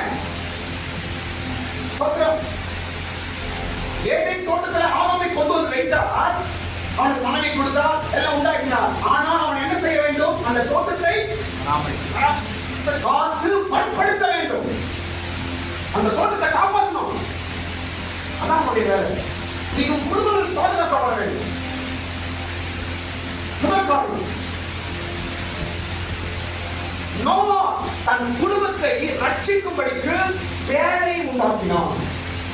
எபிரேயர் 11ஆம் அதிகாரம் 7ஆம் வசனம். எபிரேயர் புத்தகம் 11ஆம் அதிகாரம் 7ஆம் வசனம். தன் குடும்பத்தை ரட்சிப்பதற்காக நோவா பேழை உண்டாக்கினான். குடும்பத்தை காப்பாற்றுவதற்காக பேழையை உண்டாக்கினான். பாருங்க, உங்க குடும்பம் காப்பாற்றப்படுவதற்கு பெற்றோர்கள் என்றால் குடும்ப தலைவர்கள் நீங்கள் பேரை உண்டாக்கணும். அப்பதான் குடும்பங்கள் பாதுகாக்கப்படும். ஸ்தோத்திரம். இந்த பேரை 2 அர்த்தத்தை காட்டுகிறது. இந்த பேரை 2 அர்த்தம். பேரை என்ன? படகு. தன் குடும்பத்தெல்லாம் காப்பாற்றுறதுக்காக அவர் ஒரு படகை ரெடி பண்ணார். நான் குடும்பம் நான் அழிந்து போயிடக்கூடாது, நான் குடும்பம் நான் தண்ணியில அழிந்து போயிடக்கூடாது, நஷ்டமாயிடக்கூடாது என்பதற்காக ஒரு பேழையை நோவா உண்டாக்கினார். குடும்ப தலைவர்கள், பெற்றோர்கள், உங்க குடும்பம் பாதுகாக்கப்படுவதற்கு நீங்கள் பேழையை உண்டாக்கணும். பேழை என்றால் அர்த்தம் என்ன? நம்பர் 1, பேழை என்றால் ரட்சிப்பு. உங்க குடும்பம் காப்பாற்றப்பட வேண்டும் என்றால் உங்க குடும்ப ரட்சிப்புக்காக நீங்க பிரயாசப்படணும். அப்பதான் குடும்பம் பாதுகாக்கப்படும். நான் வந்து சர்ச்சைக்கு போயிட்டு வந்துடுறேன், என் பிள்ளை என் பொண்ணு கேட்டா போட்டோம், இது தப்பு. குடும்பத்தை காப்பாற்றுவது எப்படி? வேலையை உண்டாக்கு, அது உன் வேலை. வேலை என்றால் ரட்சிப்பு. நானும் என் வீட்டாருமே என்றால் கர்த்தரையே சேவிப்போம். நீங்க வந்தது மட்டுமல்ல, மனைவியும் வரணும், பிள்ளைங்களும் வரணும், நான் குடும்பமா சர்ச்சைக்கு வரணும் என்ற எண்ணங்கள் உருவாக்குவதுதான் வேலை உண்டாக்குவது. சொல்றோம் பாருங்க. அப்ப என்ன வேலையை உருவாக்க நம்ம கடமைங்க. பெற்றோர் பலப்படான குடும்ப தலைவர் நான் சொல்றேன், உங்க குடும்பத்திற்கு ரட்சிப்பை உருவாக்குவது உங்க கடமை. என் பையன் ஞானஸ்தானம் எடுத்தானா, என் பொண்ணு ஞானஸ்தானம் எடுத்துச்சா, என் பையன் சரியா கட்சி வரனா, என் பொண்ணு சரியா கட்சி வருதா, என் பையன் அபிஷேகம் பெற்றானா, என் பையன் ஊழியத்துல பார்ட்டிசிபேட் பண்றானா, சர்ச்சைக்கு வரானா என்று கண்காணிக்க வேண்டும். அவங்களுக்கு வேலையை நீங்க உண்டாக்கி கொடுக்க வேண்டும். ஏற்ற காலத்துல ஞானஸ்தானம் கொடுக்கணும், ஏற்ற காலத்துல பரிசுத்தாவியை பெறுவாங்க பார்க்கணும், ஏற்ற காலத்துல அவங்க சபையை முன்னாடி நிற்க வைக்கணும். இதெல்லாம் நீங்க உண்டாக்க வேண்டும். அப்பதான் குடும்பம் பாதுகாக்கப்படும். ஒருவேளை வேலையே இல்லை என்றால் நோவாவின் குடும்பம் என்ன ஆயிருக்கும் சொல்லுங்க. வேலையே இல்லைங்க, கோட்டை இல்லைங்க, என்ன ஆயிருக்கும்? நோவாவின் அழிந்து போயிருப்பாரு, இல்லாமல் போயிருப்பாரு. ரட்சிப்பு என்னும் பேரை நீ வந்தது மாத்திரமல்ல, உன் குடும்பத்தையும் உள்ள கொண்டு வர வேண்டும். என் புள்ள அழிஞ்சு போக கூடாது, என் பொண்ணு அழிஞ்சு போக கூடாது, என் குடும்பம் கெட்டு போயிடக்கூடாது. அப்பா எல்லாரும் ரட்சிப்புக்குள்ள வரணுமே. நான் மாத்திரம் சபைக்கு போனா போதாது, எல்லாரும் வரணுமே, எல்லாரும் இந்த கோட்டுக்குள்ள வரணுமே, எல்லாரும் இந்த பேழைக்குள் வரணுமே என்று குடும்ப தலைவர் நீங்கள் பிரயாசப்பட வேண்டும். அமைதியா இருக்கக்கூடாது. இரண்டாவது, இந்த பேழை என்பது இரண்டாவது காரணம் விசுவாசம். பேழை என்பது அர்த்தம் என்ன? விசுவாசம். குடும்பத்துல விசுவாசத்தை உருவாக்க வேண்டும் நீங்க. அப்பதான் உங்க குடும்பம் காப்பாற்றப்படும். நான் சொல்ல பாருங்க, குடும்பத்தை கடைசி வரைக்கும் காத்து அந்த குடும்பத்தை கரை சேர்ப்பது ஒரு பெரிய கடமை. அதுவா போயிடும் கிடைக்கூடாது. பொறுப்புகளா இருக்க வேணும். விசுவாசம் பேழை, விசுவாசம் என்ற பேழை நீங்க உண்டாக்கணும். அப்பதான் உங்க பிள்ளைகளும் உங்க குடும்பமும் பாதுகாக்கப்படும்.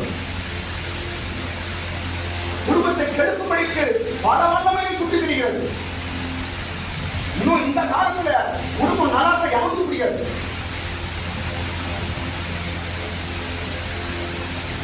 மனைவி பிள்ளைங்க கணவன் ஒன்னா போயிட்டா போதும், அவதான் 10 கண் பார்க்க முடியாது. நான் நல்லா இருக்கிறாங்களே, 3 நாள் சண்டை வருது. நான் சின்ன போறாங்களே, பொண்ணாட்டி புதுசம் அவதான் 3 நாள் சண்டை வருது. காரணம் என்ன? குடும்பத்தை கெடுக்க எப்படியாவது.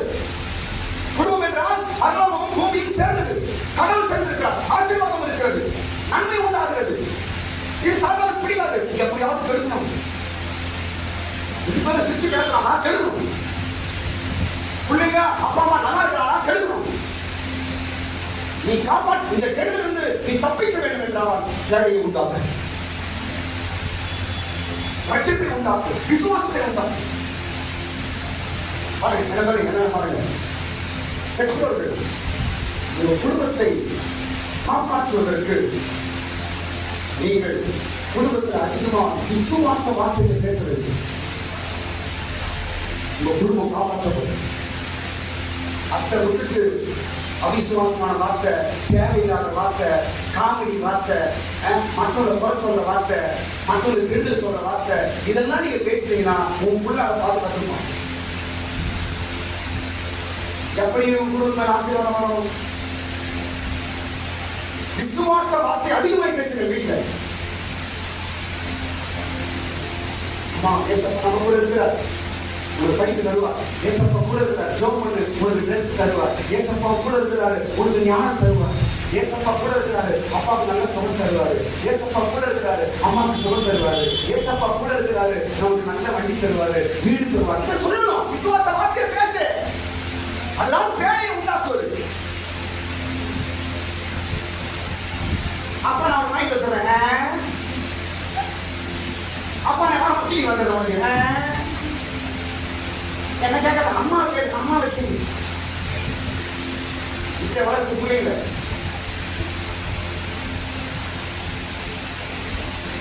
எப்படி அவர்கள் பாதுகாக்கப்படுவார்கள்? நான் சொல்ல பாருங்க, இன்னைக்கு நிலவரத்தை பார்க்காதீங்க, நாளைக்கு உங்க பிள்ளைங்க எப்படி இருக்க வேண்டும்.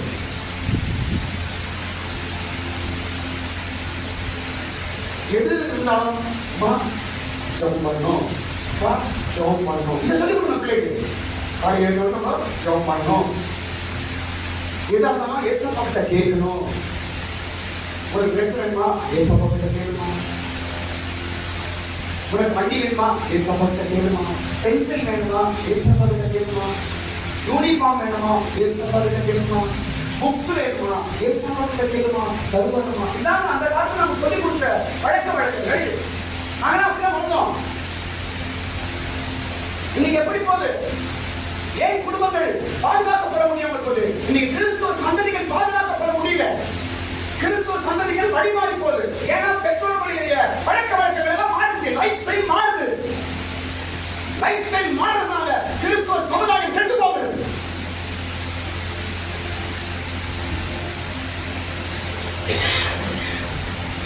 பிள்ளைங்க என்ன கேட்டா ஒண்ணு வாங்கி கொடுத்தது.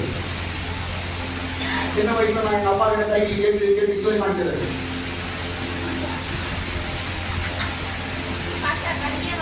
இது வரைக்கும் வாங்கி கொடுத்தாரு. உடனே வாங்கி தரேன். அப்படியா பாச வரலாம் வாங்கி சைக்கிள். எங்க அப்பா வரலாம் வாங்கி சைக்கிள் பார்த்துட்டே இருக்கும் சின்ன வயசு. அவர் தான் நீ சைக்கிள் ஓட்டி இருந்தாரு.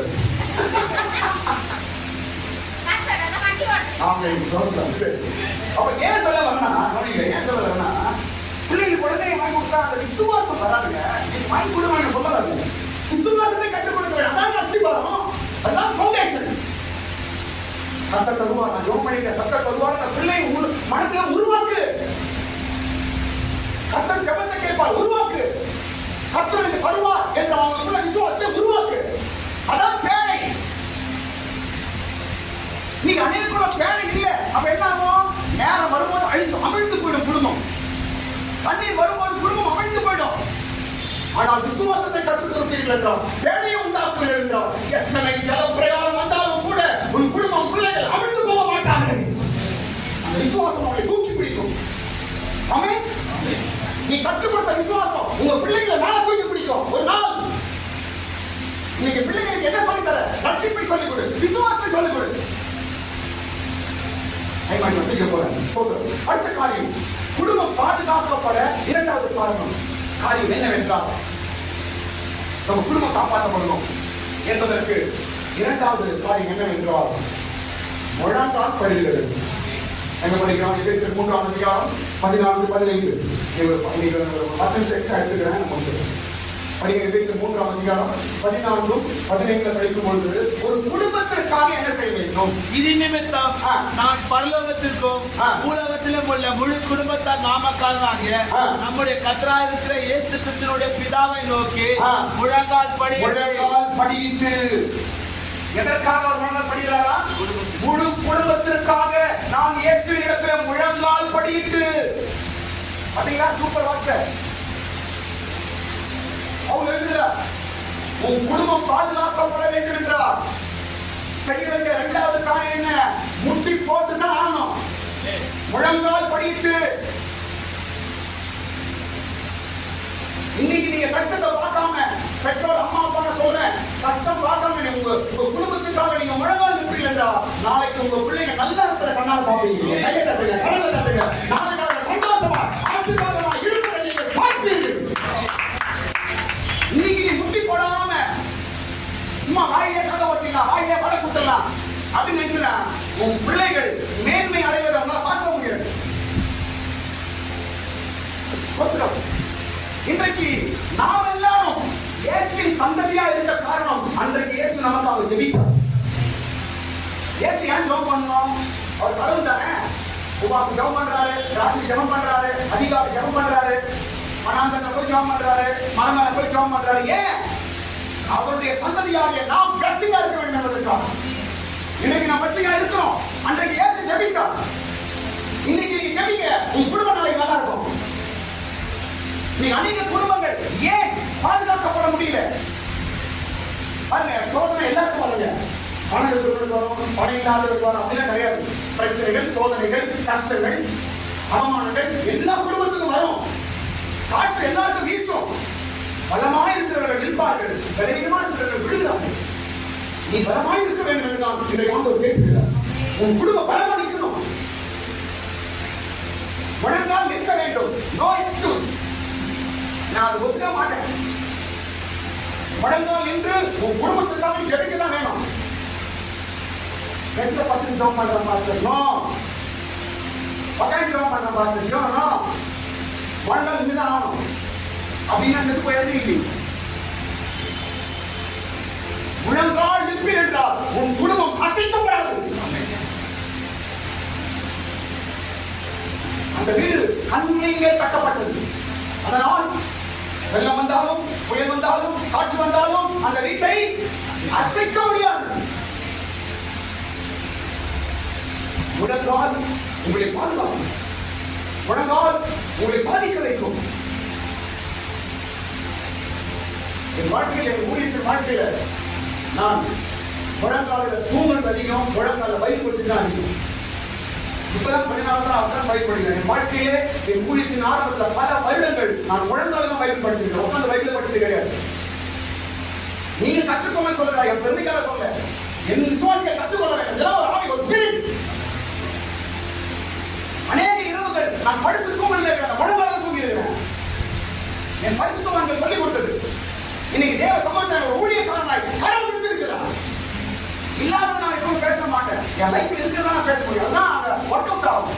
இல்லாத ஒரு சம்மரி ரெடி பண்ணி நெட்ல பார்த்து அவங்க கிட்ட காப்பி வச்சு, இவங்க கிட்ட காப்பி வச்சு அது பேசுறது சபையில ஒரு வேலையும் செய்யாது. அது வேஸ்ட். லைஃப்ல இருந்து கொண்டு வந்து பேசுவதால் சபையை கட்டும். அதற்கு தான் ஊழியக்காரன் வைத்திருக்கிறார் கடவுள். ஆமென். அவர் நம் முழங்கால் இருக்கும்போது நம் குடும்பம் பாதுகாக்கப்படுங்க. ரைசன் நான் சொல்றேன், ஒரு வேலையை பார்க்கக்கூடாது.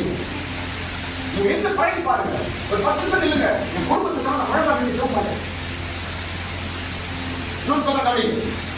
முழங்கால் இருக்கும்போது உங்க கணவன் பேரை சொல்லி சோதரணும், மனைவி பேரை சொல்லி சோதரணும், பிள்ளை 3 பிள்ளைங்க ஒவ்வொரு பேரை சொல்லி சோதரணும். நான் குடும்பத்துக்காக சோதரம் அப்படின்னு கிடையாது. ஒவ்வொருக்கும் தனியாக சோதரம் பண்ணுங்க.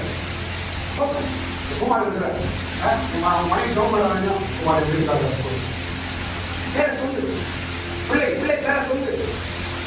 பேரை சொல்லி நீங்க ஸ்தோத்திரம் பண்ணும்போது அந்த ஸ்தோத்திரங்கள் அவங்களை உயர்த்தி பிடிக்கும், தாங்கும். இதான் அப்படி வேலை. நீங்க கவனித்து பாருங்க, எதுங்க உங்க குடும்பத்தில் ஒன்று வராத கையை கட்டுங்க, எந்த வல்லமையும் உங்க குடும்பத்தை அசைக்க முடியாது. இன்றைக்கு நாம் தவறி இருக்கிறோம். இன்றைக்கு நம்ம தான் தப்பு. சோதனைகள் வந்து உங்க குடும்பத்தை அசைச்சு பாருது, பிரச்சனைகள் வந்து உங்க வீட்டை அசைச்சு பாருது. நீ முழங்கால் நின்று பாரு, ஒரு வல்லமை அசைக்க முடியாது. உங்களுக்கு தெரிந்த அநேக விசுவாசிகள் உண்டு. முழங்கால் நின்று ஜெபிப்பாரு, வயசானதான் முழங்கால் நிற்பாங்க. அதெல்லாம் பார்க்க வேண்டிய வெளிவர எனக்கு சோதரம். இன்னைக்கு அவங்க குடும்பங்கள் எல்லாம் உயர்த்தப்பட்டிருக்கு. ஃபர்ஸ்ட் நான் பிரசங்கம் பண்ணாத விக்டர், அவங்க அம்மா ரொம்ப வயசானவங்க. என்னோட வெட்டிங்க்கு ஃபர்ஸ்ட் என்ன தலைமுறை கையை ஜெபிச்சுதான் அவங்க அருமையான ஒரு ஆவிக்குரிய தாய். முழங்கால் ஜெபிக்குவாங்க. அவங்க ஜபம் தான் இன்னைக்கு அவங்க பிள்ளைய ஊழியக்காரனை போயிருக்கு. இதே போல எத்தனை எத்தனையோ காரியங்கள் சொல்லலாம். நீங்க முழங்கால் நின்று பாருங்க, உங்க குடும்பம் உயரும், பிள்ளைகள் உயர்ந்தால் உங்க தரம் உயரும், உங்க மேன்மை உயரும். முழங்கால் நிற்பதற்கு நாம் அலட்சியம் பண்ணும்போதுதான் நாம ஒரு வேல்யூபிள் கிறிஸ்டியனா இருக்க முடியல. நம்மளால துபாக்கு ஒரு கிறிஸ்டியன், பொய்யான கிறிஸ்தவர். முழங்கால் எல்லாவற்றையும் சாதிக்கும், மூளை சாதிக்காததை முழங்கால் சாதிக்கும். சும்மா வச்சுக்குவாங்க, சும்மா சொன்னாங்க எல்லாம். மூன்றாவது காரியம், குடும்பம் பாதுகாக்கப்பட வேண்டும் என்றால் மூன்றாவது காரியம் என்னவென்றால் குடும்பத்தில் ஸ்தோத்திரம் உண்டாக வேண்டும். உங்க குடும்பம் காப்பாற்றப்படணுமா, உங்க குடும்பம் நல்லா இருக்கணுமா, உங்க குடும்பம் பாதுகாக்கப்பட வேண்டுமா, மூன்றாவது காரியம் நான் சொல்லிக் கொடுக்க பாருங்க, ஸ்தோத்திரம். சொல்லுங்க, இந்த ஸ்தோத்திரம் என்ற சத்தம் உன் வீட்டில் குடும்பத்தில் கேட்கும் என்றால் உன் குடும்பம் பாதுகாக்கப்படும். பைபிள் அருமையா இருக்காங்க. சங்கீதம் 135ஆம் சங்கீதம், 135ஆம் சங்கீதம் 19, 20 2 வசனங்களை படிக்கும்போது பாருங்க, குடும்பத்தாரே ஸ்தோத்திரியுங்கள், குடும்பத்தாரே ஸ்தோத்திரியுங்கள், குடும்பத்தாரே ஸ்தோத்திரியுங்கள். பாத்தீங்களா, ஒரு அருமையா எழுதப்பட்டிருக்கிறது. குடும்பம் என்றால் அந்த குடும்பத்தில் ஸ்தோத்திர சத்தம் கேட்கணும். உன் குடும்பம் சோதனையில் தப்பிக்கும்படி, உன் பிள்ளைகள் தப்பிக்கும்படி, உன் கணவன் மனைவி தப்பிக்கும்படி, வருகிற அவமானத்தில் தப்பிக்க வேண்டும் என்றால், உன் குடும்பம் பாதுகாக்கப்பட வேண்டும் என்றால் ஸ்தோத்திரம் பண்ணு. இஸ்ரவேல் குடும்பத்தாரே கர்த்தரை ஸ்தோத்திரியுங்கள். இஸ்ரவேல் குடும்பத்தாரே கர்த்தரை ஸ்தோத்திரி. ஆரோன் குடும்பத்தாரே கர்த்தரை ஸ்தோத்திரி. லேவி குடும்பத்தாரே கர்த்தரை ஸ்தோத்திரி. கர்த்தருக்கு பயந்தவர்களே கர்த்தரை ஸ்தோத்திரிங்க. ஆமென். ஸ்தோத்திரம். பாத்தீங்கன்னா, குடும்பத்தாரே குமார் குடும்பத்தாரே, மகேஷ் குடும்பத்தாரே, ராஜேந்திர ஐயா குடும்பத்தாரே, சன்னி குடும்பத்தாரே, ஸ்டீபன் குடும்பத்தாரே, பாபு குடும்பத்தாரே கர்த்தரை ஸ்தோத்திரியுங்கள்.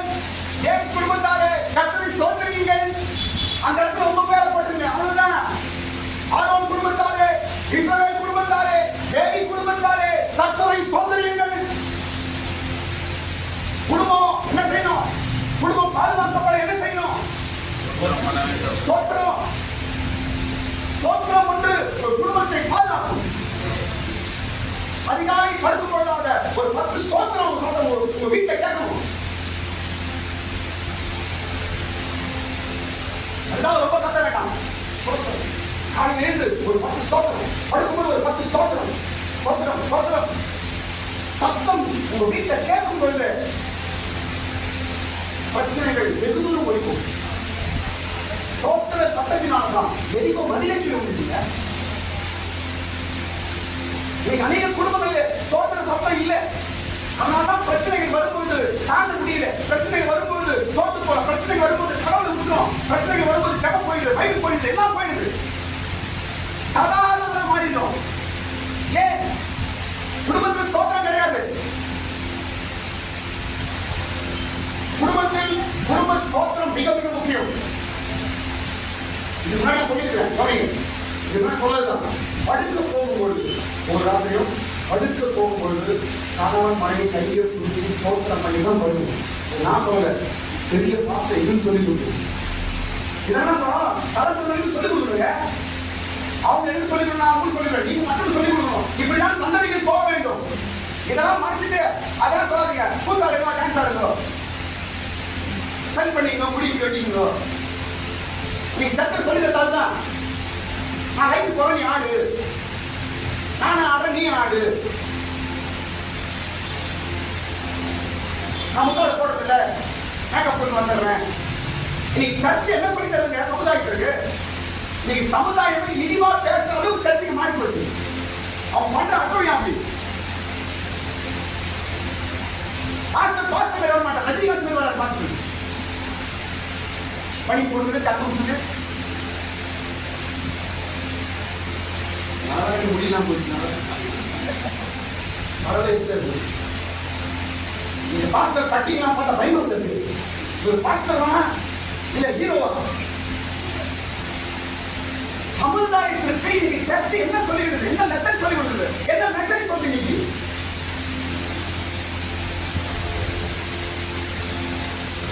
கணவன் மனைவி பதில் சொல்லக்கூடாது.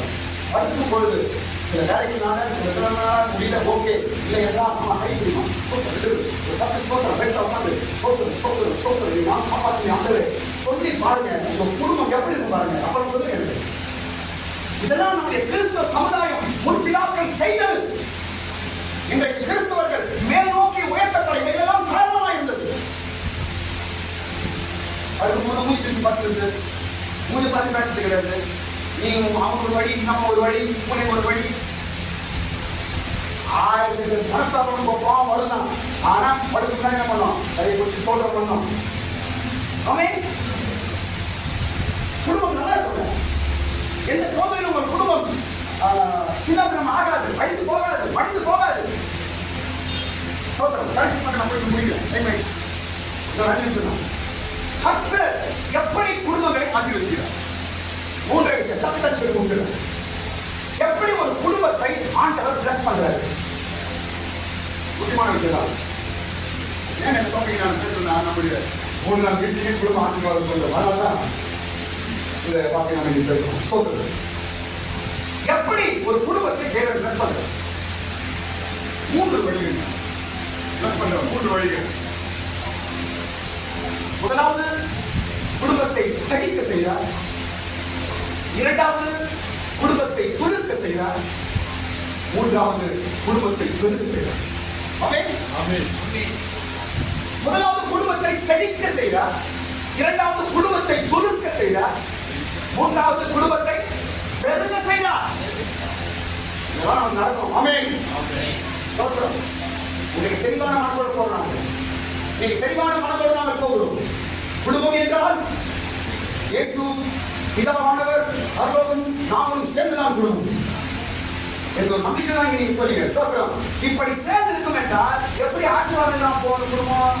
இப்ப நான் கேள்வி என்ன பாருங்களா, பரலோகமும் நீங்களும் சேர்ந்துதான் குடும்பம். எப்படி பிளஸிங் எல்லாம் போகணும்? பரலோகம் இருந்தாவே பரலோகம் இல்லாம பரலோகம் தான் இருக்கு. பரலோகத்துக்கு நம்ம சொல்ல முடியாது. எல்லாமே இருக்கும் பரலோகத்துல. எப்படி ஆசீர்வாதம் எல்லாம் போகும்? பரலோகத்தை உன் வீட்டில உணரு. நீ சொல்லு, நாங்களும் பரலோகம் சேர்ந்த என் குடும்பம் சொல்லி பாருங்க. சாத்தான ஆளாட்ட முடியாது. எப்படி ஆசீர்வாதம் இல்லாம போகும்? சான்ஸே கிடையாது. எப்படி பிளஸிங் இல்லாம போகும்? சான்ஸே கிடையாது. பரலோகத்தை தஞ்சம் உண்டா? சொல்லுங்க சொல்லுங்க. பரலோகத்தில் வேதனை உண்டா? இல்ல. பரலோகத்தில் சந்தேகம் உண்டா? பரலோகத்தில் கடன் பிரச்சனை இருக்குதா? பரலோகத்தில் இல்லாம இருக்குதா? ஒன்றுமே கிடையாது. பரலோகத்தில் எல்லாம் நிறைவு. அந்த பரலோகம் தான் உன் குடும்பத்தில் இருக்குது. ஏன் சந்தேகப்படுகிறார்? பரலோகம் உன்னோடு கூட இருக்கிறது. அந்த பரலோகம் உன்கிட்ட இறங்கினால்தான் தான் நீ குடும்பம் என்று அழைக்கப்பட்டிருக்கிறார். சும்மா குடும்பத்தை வைக்கிற கடவுள் பரலோகத்தை வைத்து உன்னை குடும்பமாய் உருவாக்கி இருக்கிறார். ஆமென். பரலோகம் இல்லாமல் குடும்பம் இல்லை. முதல் காரியம், எப்படி தேவன் ஒரு குடும்பத்தை ஆசீர்வதிக்கிறார்? எப்படி ஆசீர்வதிக்கிறார் என்றால், முதலாவது உங்களுடைய ஜாப் வச்சு ஆசீர்வதிக்கிறார். உங்களுடைய என்னது வேலை, உங்க வேலையை வச்சு முதலாவது ஒரு புயத்தை ஆசீர்வதிக்கிறார். கர்த்தருக்கு ஸ்தோத்திரம். பைபிள்ல ஒரு ஆளை காட்ட போறேன். பைபிள்ல ஒரு குடும்பத்தை செழிக்க செய்தார். யார் நம்ம குடும்பம்? நர்ஸ் குடும்பம். யார் குடும்பம்? சொல்லுங்க. என்ன குடும்பம்? நர்ஸ். நர்ஸுக்கு பாருங்க. அந்த குடும்பத்தை கடவுள் செழிக்க செய்தார். உங்களுக்கு யாத்திராகும் எகிப்துல ஆர்வம் எல்லா ஆட்களையும் கொலை செய்ய வேண்டும் என்று சொன்னான். அப்போ அந்த ஜாப் பண்ற நர்ஸுங்க உண்மையா இருந்தார்கள். அதனால் அந்த நர்ஸுங்க குடும்பத்தை ஆண்டவர் செழிக்க செய்தார். இது நிமித்தம் யாத்திராகமம் 1ஆம் அதிகாரம் 21ஆம் வசனம். மருத்துவச்சிகள் தேவனுக்கு பயந்ததினால் அவருடைய குடும்பங்களை தழைக்கும்படி செய்தார். ஆமென். மருத்துவச்சிகள் தேவனுக்கு பயந்ததினால் அவருடைய குடும்பங்களை தழைக்கும்படி தழைக்க செய்தார். பிளஸ் பண்ணார்.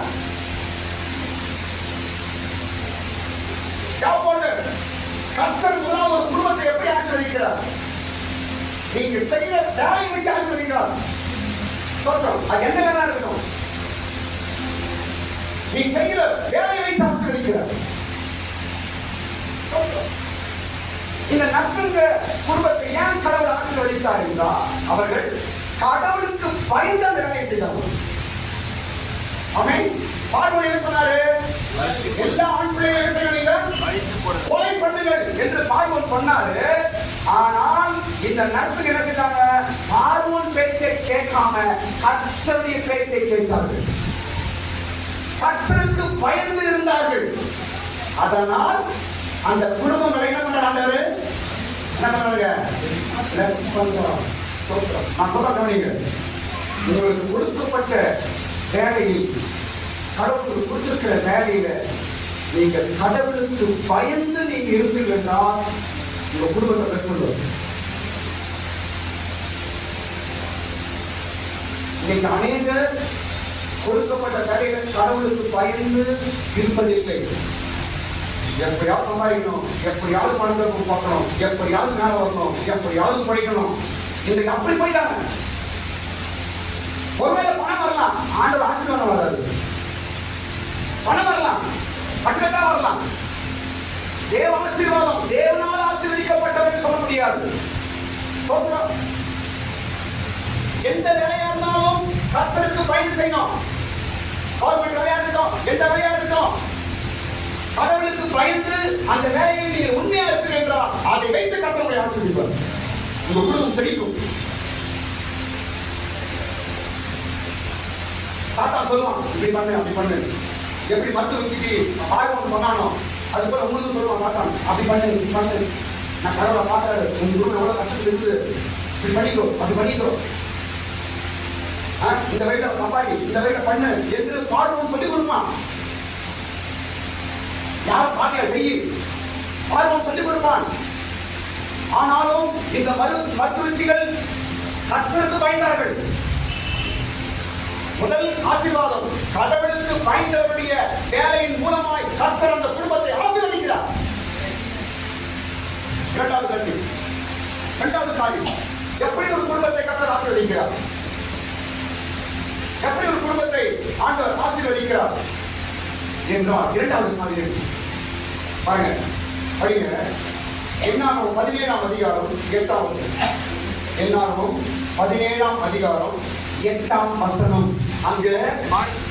அங்க ஆரோனின் குடும்பத்தாராகிய லேவியின் குடும்பத்தாராகிய ஆரோனின் கோலை துளிர்க்க செய்தார்.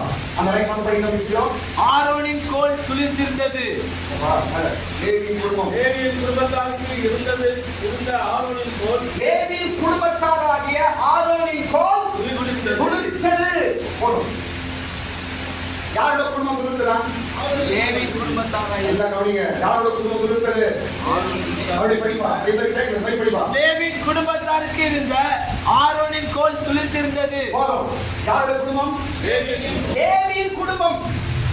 நல்லா கவனிங்க. முதல்ல உங்க ஜாப் வச்சு ஆண்டவர் ஆசீர்வதிக்கிறார். கடவுளுக்கு பயந்து உங்க ஜாப்ல உண்மையா இருந்தா கர்த்தர் ஆசீர்வதிக்கிறார். இரண்டாவது எப்படி ஆசீர்வதிக்கிறார் என்றால் ஸ்தோத்திரம். நான் ஷார்ட்டா போயிடுறேன், சீக்கிரம் போயிடுறேன். கவனிங்க. லேவியின் குடும்பத்திலே ஆரோன். அப்படி என்றால் லேவியின் குடும்பத்திலே ஆரோன் புள்ள. ஆரோன் யாரு? லேவியோட புள்ள. லேவியின் குடும்பத்துல அவங்க பிள்ளையாகிய ஆரோனின் கோலை துளிர்க்க வைத்தார். அப்படி என்றால் இரண்டாவது ஒரு குடும்பத்தை எப்படி பிளஸ் பண்றாருன்னா உங்க பிள்ளைகள் மூலம் பிளஸ் பண்றாரு. இதான் விஷயம். முதலாவது நம்ம செய்யற வேலையை வச்சு நம்ம பிளஸ் பண்றாரு. இரண்டாவது நம்ம பிள்ளைகளை ஆசீர்வதிக்கிறார். லேவியின் குமாரனாகிய ஆரோனின் கோல் துளிர்த்தது. துளிர்க்க செய்வார். எப்படி பிளஸிங் உண்டாவது? உங்க பிள்ளைகளை துளிர்க்க வைப்பாருங்க. எப்படி ஆசீர்வதிக்கிறார்? பிள்ளைகள் மூலம் ஆசீர்வதிக்கிறார். அப்பதான் எப்படி ஆசீர்வதித்தார்? ஈசாக்கின் மூலம் ஆசீர்வதித்தார். ஆண்டவரே ஆசீர்வதியும், ஆண்டவரே குடும்பத்தை ஆசீர்வதியும் என்று மறுநாள் உங்களை ஜெபம் எப்போது வேலை செய்து உங்க பிள்ளைகள் தலையெடுக்க அந்த ஜெபம் வேலை செய்து கொண்டே இருக்கும். ஆமென். நீங்க இந்த கோல் என்பது உங்க பிள்ளைகளை காட்டுகிறது. ஆரோனின் கோல் எதை காட்டுகிறது? உங்களுடைய பிள்ளைகளை காட்டுதுங்க. உங்க குடும்பத்தை ஆசீர்வதிப்பது உங்களுடைய பிள்ளைகளை துளிர்க்க செய்யும். பிள்ளைகள் துளிர்ப்பார்கள், உங்க கோல் துளிர்க்கும். ஸ்தோத்திரம். ஆமென். உங்க பிள்ளைங்க தான் உங்க கோல். இந்த கோல் துளிர்க்க செய்யும். உங்க பிள்ளைங்க துளிர்க்குவாங்க, உங்க சந்ததியை துளிர்க்க செய்வார். காய்ந்து போக வைக்க மாட்டார். காய்ந்து போயிருந்தாலும் அதை துளிர்க்க செய்வார். துளிர் விடும். ஆமென். ஆசீர்வாதத்தின் துளிர் வரும், மாற்றத்தின் துளிர் வரும், உயர்வின் துளிர் வரும், நீங்கள் எதிர்பார்க்கிற துளிர் வரும். ஆமென். ஹல்லேலூயா. ஆரோனின் கோல் உங்களுடைய பிள்ளைகள் கோலை துளிர்க்க செய்வார். உங்க பிள்ளைகளின் எதிர்காலத்தை துளிர்க்க செய்வார். ஸ்தோத்திரம். ஒரு நிமிஷம் பிள்ளைகளை வாங்க ப்ளீஸ் ப்ளீஸ் சீக்கிரம் ஓடிடும். சீக்கிரம்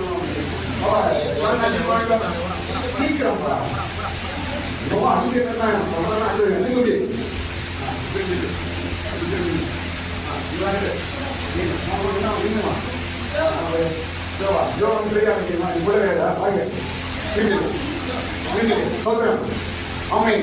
இதெல்லாம் கோல் துளிர்க்க செய்வாராக. ஆமென். ஸ்தோத்திரம். இயேசுவின் நாமத்தினால் இவையெல்லாம் எங்களுடைய கோல்கள். இன்றைக்கு வார்த்தை, தேவ வார்த்தை, இந்த தேவ சமூகத்தில் இருக்கிறார்கள். ஸ்தோத்திரம். எல்லாரும் கரங்களை மேல உயர்த்துங்க. என் பிள்ளைகள் துளிர்ப்பார்கள். எங்கள் கோல்கள் துளிர்க்கும். எங்கள் பிள்ளைகள் துளிர்ப்பார்கள். என் குடும்பம் ஆசீர்வாதமா இருக்கும். என் வீடு ஆசீர்வாதமா இருக்கும். அன்றைக்கு ஆரோனின் தேவின் குடும்பத்திலே ஆரோனின் கோல் துளிர்த்தது போல எங்கள் குடும்பத்திலே எங்கள் பிள்ளைகளை எங்கள் தேவன் துளிர்க்க செய்வார். சோதரம் சோதரம் எல்லாம் சோதரம் பண்ணுங்க. ஹல்லேலூயா ஹல்லேலூயா. ஆமென். ஆண்டவரே, இவர்களெல்லாம் கோல்களாய் நாங்கள் பார்க்கிறோம். இவர்களெல்லாம் கோல்கள் ஆண்டவரே. குடும்பத்தில் துளிர்க்கட்டும் ஆண்டவரே. வீடுகளிலே துளிர்க்கட்டும். குடும்பத்தின் ஆசீர்வாதங்கள் இவர்களோட இறங்கட்டும். இவர்கள் காய்ந்து போன கோலா இருக்கக்கூடாது, துளிர்த்த கோல்களா இருக்க வேண்டாம். ஹல்லேலூயா. ஸ்தோத்திரம். ஸ்தோத்திரம். ஹல்லேலூயா. ஆமென். இவர்களெல்லாம் கோல்கள். கோல் என்ன பண்ணும்? ஒரு தாத்தா ஒரு கோல் வச்சுக்கிறார். அந்த கோல் தான். கோல் என்ன பண்ணும்? எதுக்கு கோல் தேவைப்படுது? சப்போர்ட். வயசான காலத்தான் கோல் தேவைப்படும். என்ன பண்ணுறது? சப்போர்ட். இவர்கள் எல்லாம் ஒரு நாள் உங்களுக்கு கோல்களாய் மாறுவார்கள். ஆமென். இவர்கள் எல்லாம் ஒரு நாள் உங்களுக்கு ஆதாரமாய் மாறுவார்கள். இவர்கள் எல்லாம் ஒரு நாள் உங்களுக்கு உதவியாய் மாறுவார்கள். சரி, இந்த கோல் எப்படி துளிர்த்தது என்று நான் சொல்லி கொடுக்கிறேன். எப்படி இந்த கோல் துளிர்த்தது? லேவியின் குடும்பத்திலே கோல் துளிர்த்தது. உங்க குடும்பத்திலே உங்க பிள்ளைகள் துளிர்ப்பார்கள். ஸ்தோத்திரம். எப்படி இந்த கோல் துளிர்த்தது என்றால் தேவ சமூகத்தில் வைக்கப்பட்டது, அதனால் துளிர்த்தது. ஆமென். சீக்கிரம் படிப்போம். அவைகளை ஆசரிப்பு கூடாரத்திலே நான் உங்களை சந்திக்கும் ஸ்தானமாகிய சாட்சி பெட்டிக்கு முன்னே வைக்க கடவாய். சாட்சி பெட்டிக்கு முன்பாய் தேவ சமூகத்தில் அந்த கோல் வைக்கப்பட்டதனால் அந்த கோல் துளிர்த்தது.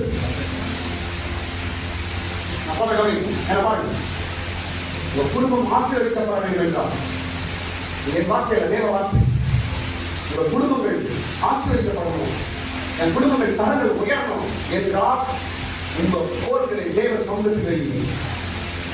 உங்க பிள்ளைகளை தேவ சமூகத்தில் வையுங்க. அப்பொழுது அவர்கள் துளிர்ப்பார்கள். உங்களுக்கு முன்னாடி உங்க பிள்ளைங்க தச்சிருக்கணும். என் தாத்தா சீமன் பாஸ் சொன்னாரு, அம்மா எத்தனை மணிக்கு கற்றுக் கொடுத்துருவாங்க? 6 மணி.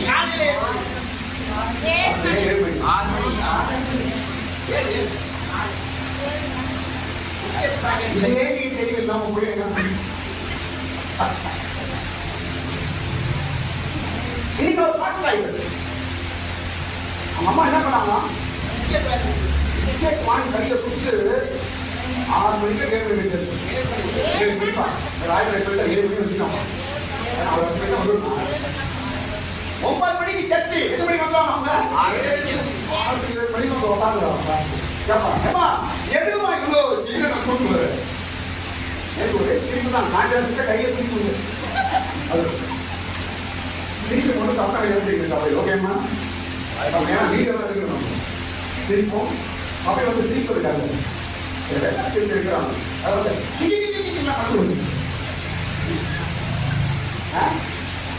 அப்படியே அழைக்கி அது சென்ட் நம்ம இன்னும் சிரிப்பு அதிகமாக தான் ஆகிடுது. சொல்றாரு நேற்று பாஸ்டர் சொல்றாரு, ஏமா எது மாதிரி சீக்கிரம் என்ன கூட்டு வந்தது. இப்ப தெரியாதா, ஒரு நாள் ஒரு தெரியும் என்ன அவர் பாஸ்டர் ஆகிட்டாரு. தமிழ்நாடு முழுசும் தான் வசனம். நான் ஒரே ட்ரைனிங் இருக்கும், டிபிஎம் இருக்கும். என்னோட சீரியல் ரொம்ப சீரியல் சொல்றேன். அப்போ பிள்ளைகள் துணுக்குவது எங்கே? உங்க கோல் துளிர்ப்பது எங்கே? சர்ச்சில் தான். சர்ச்சை அவன் கற்ற மைண்ட் ஊதி விடுங்க. தமிழ் தெலுங்கு ஒரு வாக்கு 100% 100% கேட்டமா கேட்கமா 100% அப்படின்னா தெலுங்கு தமிழ்நாட்டுல அரைச்சு ஊத்திருந்தோம் மைண்ட். அரைச்சு என்ன பண்ணோம், அவன் மைண்ட்ல மனசை ஊத்திடுங்க. என்ன சர்ச்சுக்கு போனோம், ஜாம் பண்ணோம், பைபிள் படிக்கணும், சர்ச்சு போனோம், பைபிள் படிக்கணும், ஜாம் பண்ணோம், சர்ச்சுக்கு போனோம், சர்ச்சுக்கு போனோம், பைபிள் படிக்கணும், ஊழியம் பண்ணணும், பைபிள் படிக்கணும். ஊத்து அதனால கோட் எங்க இருக்கணுமா? சாட்சி பெட்டிக்கு முன்னாடி வை. சாட்சி பெட்டினா இதுதான். சாட்சி பெட்டி ஊழியக்காரர்கள் அங்க வைக்கிற ஒரு கோலை. ஸ்தோத்திரம். எனக்கு ரொம்ப சந்தோஷம்.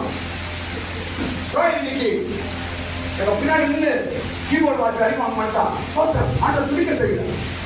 நெசி ஊழியக்கார பக்கத்தில் நின்று உட்கார்ந்து பலிபீடத்துல வாசிகள் துடிக்க செய்திருக்கிறார். எப்படி எல்லாம் குட்டி குட்டியான போட்டாங்க. இன்னைக்கு நேரம் வருங்க, உங்க பிள்ளைங்க துடிப்பாங்க. கையை தட்டுங்க, நேரம் வரும். உங்க பிள்ளைங்க உங்க கோல்கள் துடிக்கும். நேரம் வரும். அது வரைக்கும் நேரம் இங்க வைக்கணும். ஏய் சர்ச்சுக்கு போ, நீ முன்னாடி போ, நான் வரோம். சர்ச்சுக்கு போனோம், சபைக்கு போனோம், ஜெபிக்கணும் என்று அவளுக்கு அந்த மனதை உண்டாக்க வேண்டும். அதுதான் துணிக்க செய்யும். நான் சொல்ல பாருங்க, இதை விட்டு நான் 1000 பண்ணாலும் அவளோட வாழ்க்கை ஏதோ மேல போற மாதிரி தெரியும். ஒரு நாள் வரும்பொழுது அவளுக்குள்ளே ஒரு சலிப்பு உண்டாகும், நிறைய இருக்காது. சோத்திரம். இதுதாங்க கடைசி வரைக்கும் அவளை ஒரு பெரிய மரமாய் கொண்டு வந்து இருக்கு. நம்முடைய பிள்ளைகள் ஏவின் குடும்பத்துல, உங்க குடும்பத்துல உங்க பிள்ளைகள் கோல் நீங்க வைங்க. அதுல இன்னொரு தெரியுமா? அந்த கோல் மீது பெயர் எழுது. சூப்பரா நான் பார்க்க படிக்காது. 3வது லேவியினுடைய கோலின் மேலே ஆரோனின் பெயரை எழுது. லேவியின் கோலின் மீது ஆரோன் என்று பெயர் எழுது. சூப்பர் பாருங்க. என்ன கவனிங்க, அந்த கோல் மேல கத்த சொல்லுகிறார், பெயர் எழுது. ஆமென். வரும்போது சாதாரண கோலா வருது, இங்க வந்தவன் என்ன ஆகுது? நான் சொல்ல கவனிங்க, உங்க பிள்ளைகள் தேவ சமூகத்துக்கு வரும்போது வர வர வர வர ஆண்டவர் தலையெழுத்து மாற்றுவார். ஆண்டவர் என்ன பண்ணுவாரு? நீங்க நினைக்கிற புள்ள தலையெழுத்து என்ன நினைக்கிறோம். நீங்க வரும்பொழுது தலையெழுத்து புதுசா எழுதுறாங்க. புதிய வாழ்க்கை பிளஸிங் என்று எழுதுறார். நான் நினைக்கிறோம் என் தலையெழுத்துனா எப்படி இருக்குது, என் குடும்ப தலையெழுத்து இல்ல, தலையெழுத்தை மாற்றி எழுதுவா தேவன். இதுவரைக்கும் பிள்ளைங்க எப்படி இருந்ததோ, சர்ச்சைக்கு வர வர வர நீங்க உட்கார்ந்து ஆராதனை இருக்க இருக்க இருக்க உங்களோடு நெருங்கி நெருங்கி சபைக்கும் ஆராதனைக்கு வரும்பொழுது அவர்களுக்கு புதிய பெயர் எழுதப்படும். அதை யாரால் அழிக்க முடியாது. அந்த கோயிலே ஆரோன் என்று எழுது. புதிய ஆசீர்வாதத்தை எழுது, புதிய ஃபியூச்சரை எழுது, புதிய பிளஸிங்கை எழுது, புதிய ஸ்டாண்டர்டை எழுது, உயர்வை எழுது, ஃபர்ஸ்ட் ரேங்க் எழுது, ஸ்டேட் ஃபர்ஸ்ட் எழுது. ஆமென். ஸ்கூல் ஃபர்ஸ்ட் எழுது, டாக்டர் எழுது. ஆமென். இன்ஜினியர் எழுது, பாஸ்டர் எழுது. ஐயோ பாஸ்டர் மாத்திரமான பாஸ்டர் ரொம்ப கஷ்டம். பாஸ்டர் வேலையே ரொம்ப கஷ்டம். அது நான் என்ன பண்ண கடவுள் எழுதாலும் யாரும் எனிவே செய்யல. ஆமென். பெயரை எழுதுகிறான் தேவன். இந்த இடம் தான் உங்க பிள்ளைகள் தலையெழுத்து எழுதப்படுகிற இடம். கையை தட்டுங்க, கரவை தட்டுங்க, பைபிள் சொல்லுங்க. சத்தியம். இந்த இடம் உங்க பிள்ளைகளின் கசிக்கு எழுதுகிற இடம். இந்த இடம் உங்க பிள்ளைகளின் எதிர்காலம் எழுதுகிற இடம். இந்த இடம் உங்க பிள்ளைகளின் தலையெழுத்தை மாற்றுகிற இடம். இந்த இடம் உங்க பிள்ளைகளின் உயர்வை எழுதுகிற இடம்.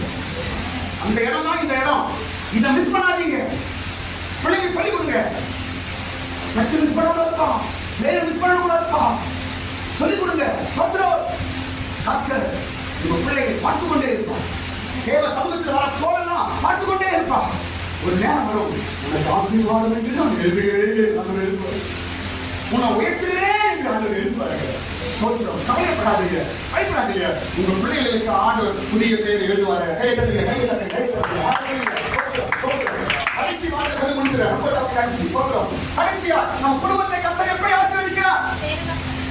முதல் காரியம் நம்ம வேலையை வச்சு ஆசீர்வதிக்கிறார். இரண்டாவது முதல் காரியம் நம்ம வேலையை வச்சு குடும்பத்தை ஆசீர்வதிக்கிறார். இரண்டாவது பிள்ளைகளின் மூலமாக. இதெல்லாம் தெரியுதுன்னா எப்படி உங்களுக்கு டெமான்ஸ்ட்ரேட் பண்ணியா காட்டுவாங்க? எப்படி ஆசீர்வதிக்கிறார்? பிள்ளைகள் வைத்து உங்க குடும்பத்தை குறித்து வைப்பார். ஒரு நம்பிக்கை இருந்து போங்க. நான் புள்ள வளர்த்தோம், என் சூழ்நிலை மாறும். நான் புள்ள வளர்த்தோம், என் நிலவரம் மாறும். நான் கவனிச்சிருக்கேன். என் பிள்ளைக்கு ஆண்டவர் என் தலையெழுத்தா இப்படி போச்சு, என் பிள்ளை தலையெழுத்தா மாற்றுவான். மூன்றாவது ஆசீர்வாதம் எப்படி ஆசீர்வதிக்கிறார் என்றார். மூன்றாவது ஆசீர்வாதம் 5 நிமிஷம் முடிச்சது. மூன்றாவது ஆசீர்வாதம் எப்படி என்றார் கவனிங்க. கஷ்டப்படும் போது ஆசீர்வதிக்கிறார். சொல்லுங்க. நாம் கஷ்டப்படும் போது நம்ம குடும்பத்தை ஆசீர்வதிக்கிறோம். எப்படி கஷ்டப்படணும் கவனிங்க. இது முக்கியமான விஷயம் சொல்லி முடிச்சிருக்கேன். எப்படி கஷ்டப்படணும்? மாடுகள் கஷ்டப்படுவது அதை கவனிங்க. மாடு மாதிரி கஷ்டப்படாம அதுவும் மேலே வராது. எப்படி கஷ்டப்படணும்?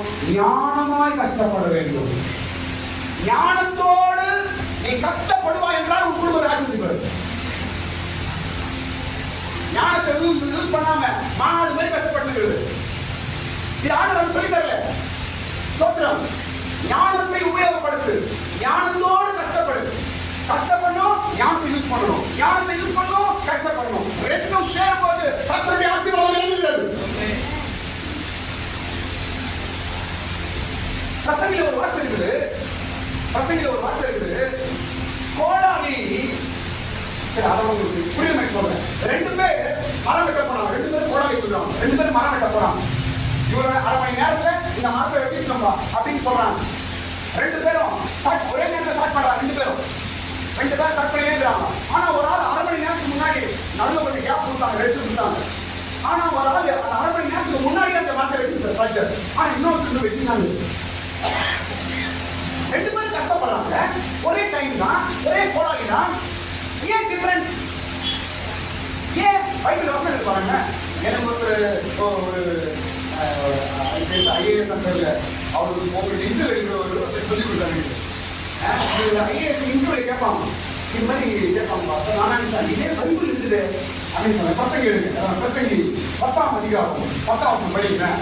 பிரசங்கி புஸ்தகம் 10ஆம் அதிகாரம் 10ஆம் வசனத்தை படிக்கும் பொழுது அதே பைபிள்ல எழுதப்பட்டு இரும்பு ஆயுதம் அழுதலாய் இருக்க அதை ஒரு தீட்டாமல் போனால் அதிக பலத்தை பிரயோகிக்க பண்ண வேண்டியதாகும். 1/2 மணி நேரம் 2 பேருக்கும் ஒரே விதமான மரம், 2 பேருக்கும் ஒரே விதமான கோடாரி. ஆனா ஒருத்தர் மாதம் 1/2 மணி நேரத்துக்கு முன்னாடி அதை அழகா வெட்டி தள்ளிட்டாரு. ஆனா இன்னொரு வெட்டிட்டே இருக்கிறார். கஷ்டப்படுறாரு, கையில கஷ்டப்படுறாரு. ஆனால ஏன் என்ன வித்தியாசம், என்ன டிஃபரன்ஸ் தெரியுமா? நடுவுல கேப் கொடுத்தாங்க ரெஸ்ட். அந்த நேரத்துல இவர் உட்கார்ந்து கதை பேசினாரு. அவர் வந்து தீட்டினாரு. அந்த ரெஸ்ட் நேரத்துல என்ன பண்றாரு? கோடாலி அவரு அப்ப இவன் என்ன பண்றான்? ஞானத்துக்கு உபயோகப்படுத்துறான், கஷ்டப்படுறான். 2 நடக்கிறாங்க. அதனால வெற்றி அடையலாம். இன்னைக்கு அநேக குடும்பத்துல இருந்தா கஷ்டப்படுறோம், மாடு மாதிரி கஷ்டப்படுறோம். ஹார்ட் ஒர்க்கை காட்டலாம், ஸ்மார்ட் ஒர்க் அப்படின்னு நம்ம சொல்றோம். ஹார்ட் ஒர்க் இருக்குது, ஸ்மார்ட் ஒர்க் இருக்குது. ஸ்தோத்திரம். நம்ம ஹார்ட் ஒர்க் பண்றோம் இல்லைன்னு சொல்ல, அதோட சேர்த்து ஒரு ஸ்மார்ட்டான இது ஞானத்தை உபயோகப்படுத்து. ஸ்தோத்திரம். ஞானத்தை உபயோகப்படுத்தி கஷ்டப்படுறீங்களா? உங்க கஷ்டங்களை கஷ்ட ஆசீர்வதிப்பார் குடும்பத்தை. இதற்கு நான் ஒரு நபரை சொல்ற மாதிரி பைபிள். யார் அந்த நபர் என்றால் யாக்கோபு தான். யார் நம்பர்? யாக்கோபு. யாக்கோபு. நிறைய பேருக்கு கவனிங்க, நிறைய பேருக்கு மூளை லேட்டா நடக்குது. அடடா அப்படியே பண்ணிருக்கலாமே, அடடா லேட்டு கேட்கும். செய்ய யோசிக்க வேண்டிய யோசிக்கிறது கிடையாது. எல்லாம் வந்து அடடா ஐயோ வேஸ்ட் பண்ணுங்க, அடடா இப்படி இருந்தா அர்த்தம் பாடுபட்ட. ஆனா என்ன வேலை செய்யல, மூலிகை வேலை செய்ய வைக்கிற, அதனால தான் கஷ்டம். கர்த்தர் ஒரு குடும்பத்தை எப்படி ஆசீர்வதிக்கிறார்? கஷ்டமும் படணும், ஞானமும் வேண்டும். புத்தி உள்ள ஸ்திரீ சொல்லுங்க. அப்ப வீட கட்டுறது புத்தி ஞானம் கத்துக்கிறார். நம்ம வந்து மக்கா வைக்கிற, ஒருவேளை முன்னாடி மக்கா இருக்கலாம், பைபிளை தூக்கினா நீ ஞானம் தானே, உனக்குள்ள விஸ்டம் இருக்குது, ஞானம் இருக்குது. ஸ்தோத்திரம். யாக்கோபு கவனிங்க, யாக்கோபு சொல்றார், இனிமேல் என் குடும்பத்தை நான் எப்ப சம்பாதிக்க போறேன் அப்படின்னு. இந்த லூஸ் என்ன சொல்றது? நம்ம படிங்க ஆதியாகமம் 30ஆம் அதிகாரம் 30ஆம் வசனம். ஆதியாகமம் 30ஆம் அதிகாரம் 30ஆம் வசனம். யாக்கோபு என்ன சொல்றாரு? நான் மறுமுன்னே உமக்கு இருந்தது கொஞ்சம், நான் வந்த பின்பு கர்த்தர் உம்மை ஆசீர்வதித்ததால் அது மிகவும் பெருகின்றது. இனி நான் என் குடும்பத்துக்கு சம்பாத்தியம் பண்ணுவது, என் குடும்பத்திற்கு சம்பாத்தியம் பண்ணுவது எப்போது? யார் சொல்றது? யாக்கோபு. என் குடும்பத்தை நான் சம்பாதிக்கிறது எப்போ அப்படின்னு கேட்கிறார். இவன் ஒரு லூசு. ஏன் தெரியுமா? சொன்னீங்க 17 வருஷம் தான் பண்ணிக்கிறப்போ, 17 வருஷம் தான் பண்ணிக்கிறது. 2-7 என்ன பண்ணிக்கிறாங்க? வேற மைண்ட்ல இருந்தாரு. முதல் 7 வருஷம் ராகேலுக்காக, 2வது 7 வருஷம் லேயாளுக்காக, 2 பொண்டாட்டிகளுக்காக. 14 வருஷம் வேற மைண்ட்ல இருந்தாரு. அப்ப மூளை வேலை செய்யல அவருக்கு. இன்னைக்கு வேலை செய்யுது. நம்மளுக்கு கூட ஒரு நாளுக்குள்ள வேற மைண்ட்ல நம்ம மூளை வேலை செய்யல, இப்ப வேலை செய்யுது. எல்லாம் போறாங்க. கண்ணு கூடான பிறகு என்ன பண்ணுவாங்க?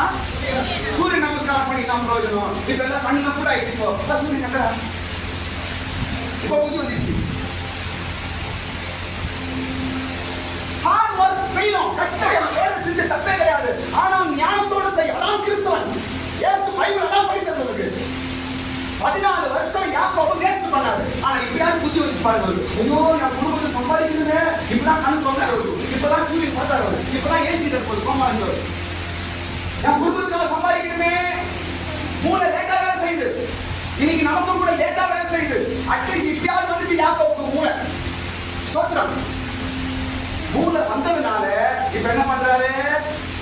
ஸ்மார்ட்டா வேலை செய்யறாங்க. இப்போ என்ன பண்றாரு? அந்த மந்தைகளை பெருகு செய்யபடிக்கு கலைகளை கொண்டு வராரு, மரக்கலைகளை.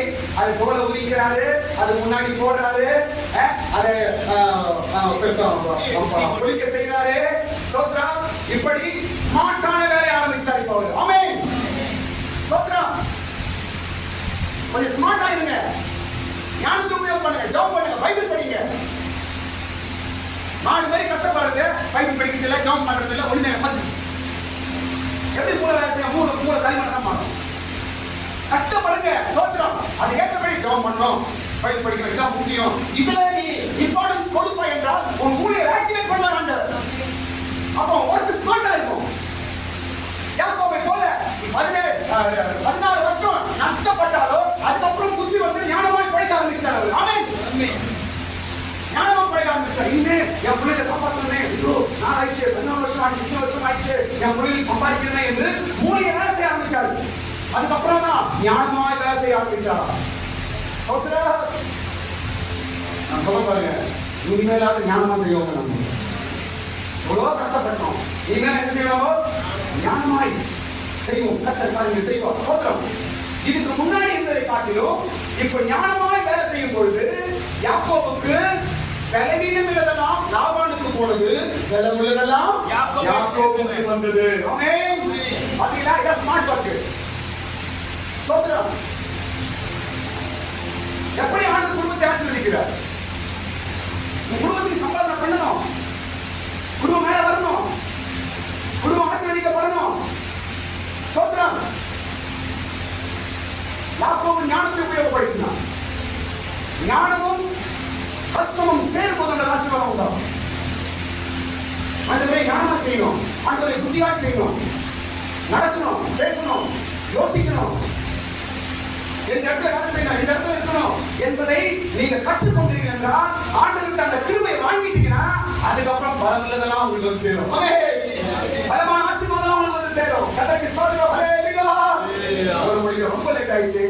நான் சீக்கிரம் முடிக்கணும் சார், மீட்டிங் நினைச்சேன். ஆனா என் மைண்ட் வேற, கர்த்தருடைய மைண்ட் வேற. எல்லாரும் கண்களை மூடுங்க. கர்த்தருக்கு ஸ்தோத்திரம். ஆமென். ஸ்தோத்திரம். நாளை 6:30 மணிக்கு நம்ம கடைசி கூட்டம் இருக்கிறது. இது குடும்ப ஆசீர்வாத கூட்டம் என்பதனால இன்றைக்கு இந்த குடும்பத்திற்கு சில விஷயங்கள் பேச வேண்டும் என்று நான் ஜெபம் பண்ணேன். கர்த்தர் கொடுத்த வார்த்தைகள் எல்லாம் கண்களை மூடுங்க. ஸ்தோத்திரம். நிச்சயமாக நம்ம குடும்பங்கள் செழிக்கும். நிச்சயமாகவே நம்முடைய குடும்பங்கள் ஆண்டவர் துளிர்க்க செய்வார். நிச்சயமாகவே நம்முடைய குடும்பங்களை பெருக செய்வார். யாக்கோபின் ஞானத்தினால அவனுடைய குடும்பம் பெருகிற்று. ஆரோனின் கோலினால அந்த குடும்பம் துளிர்த்தது.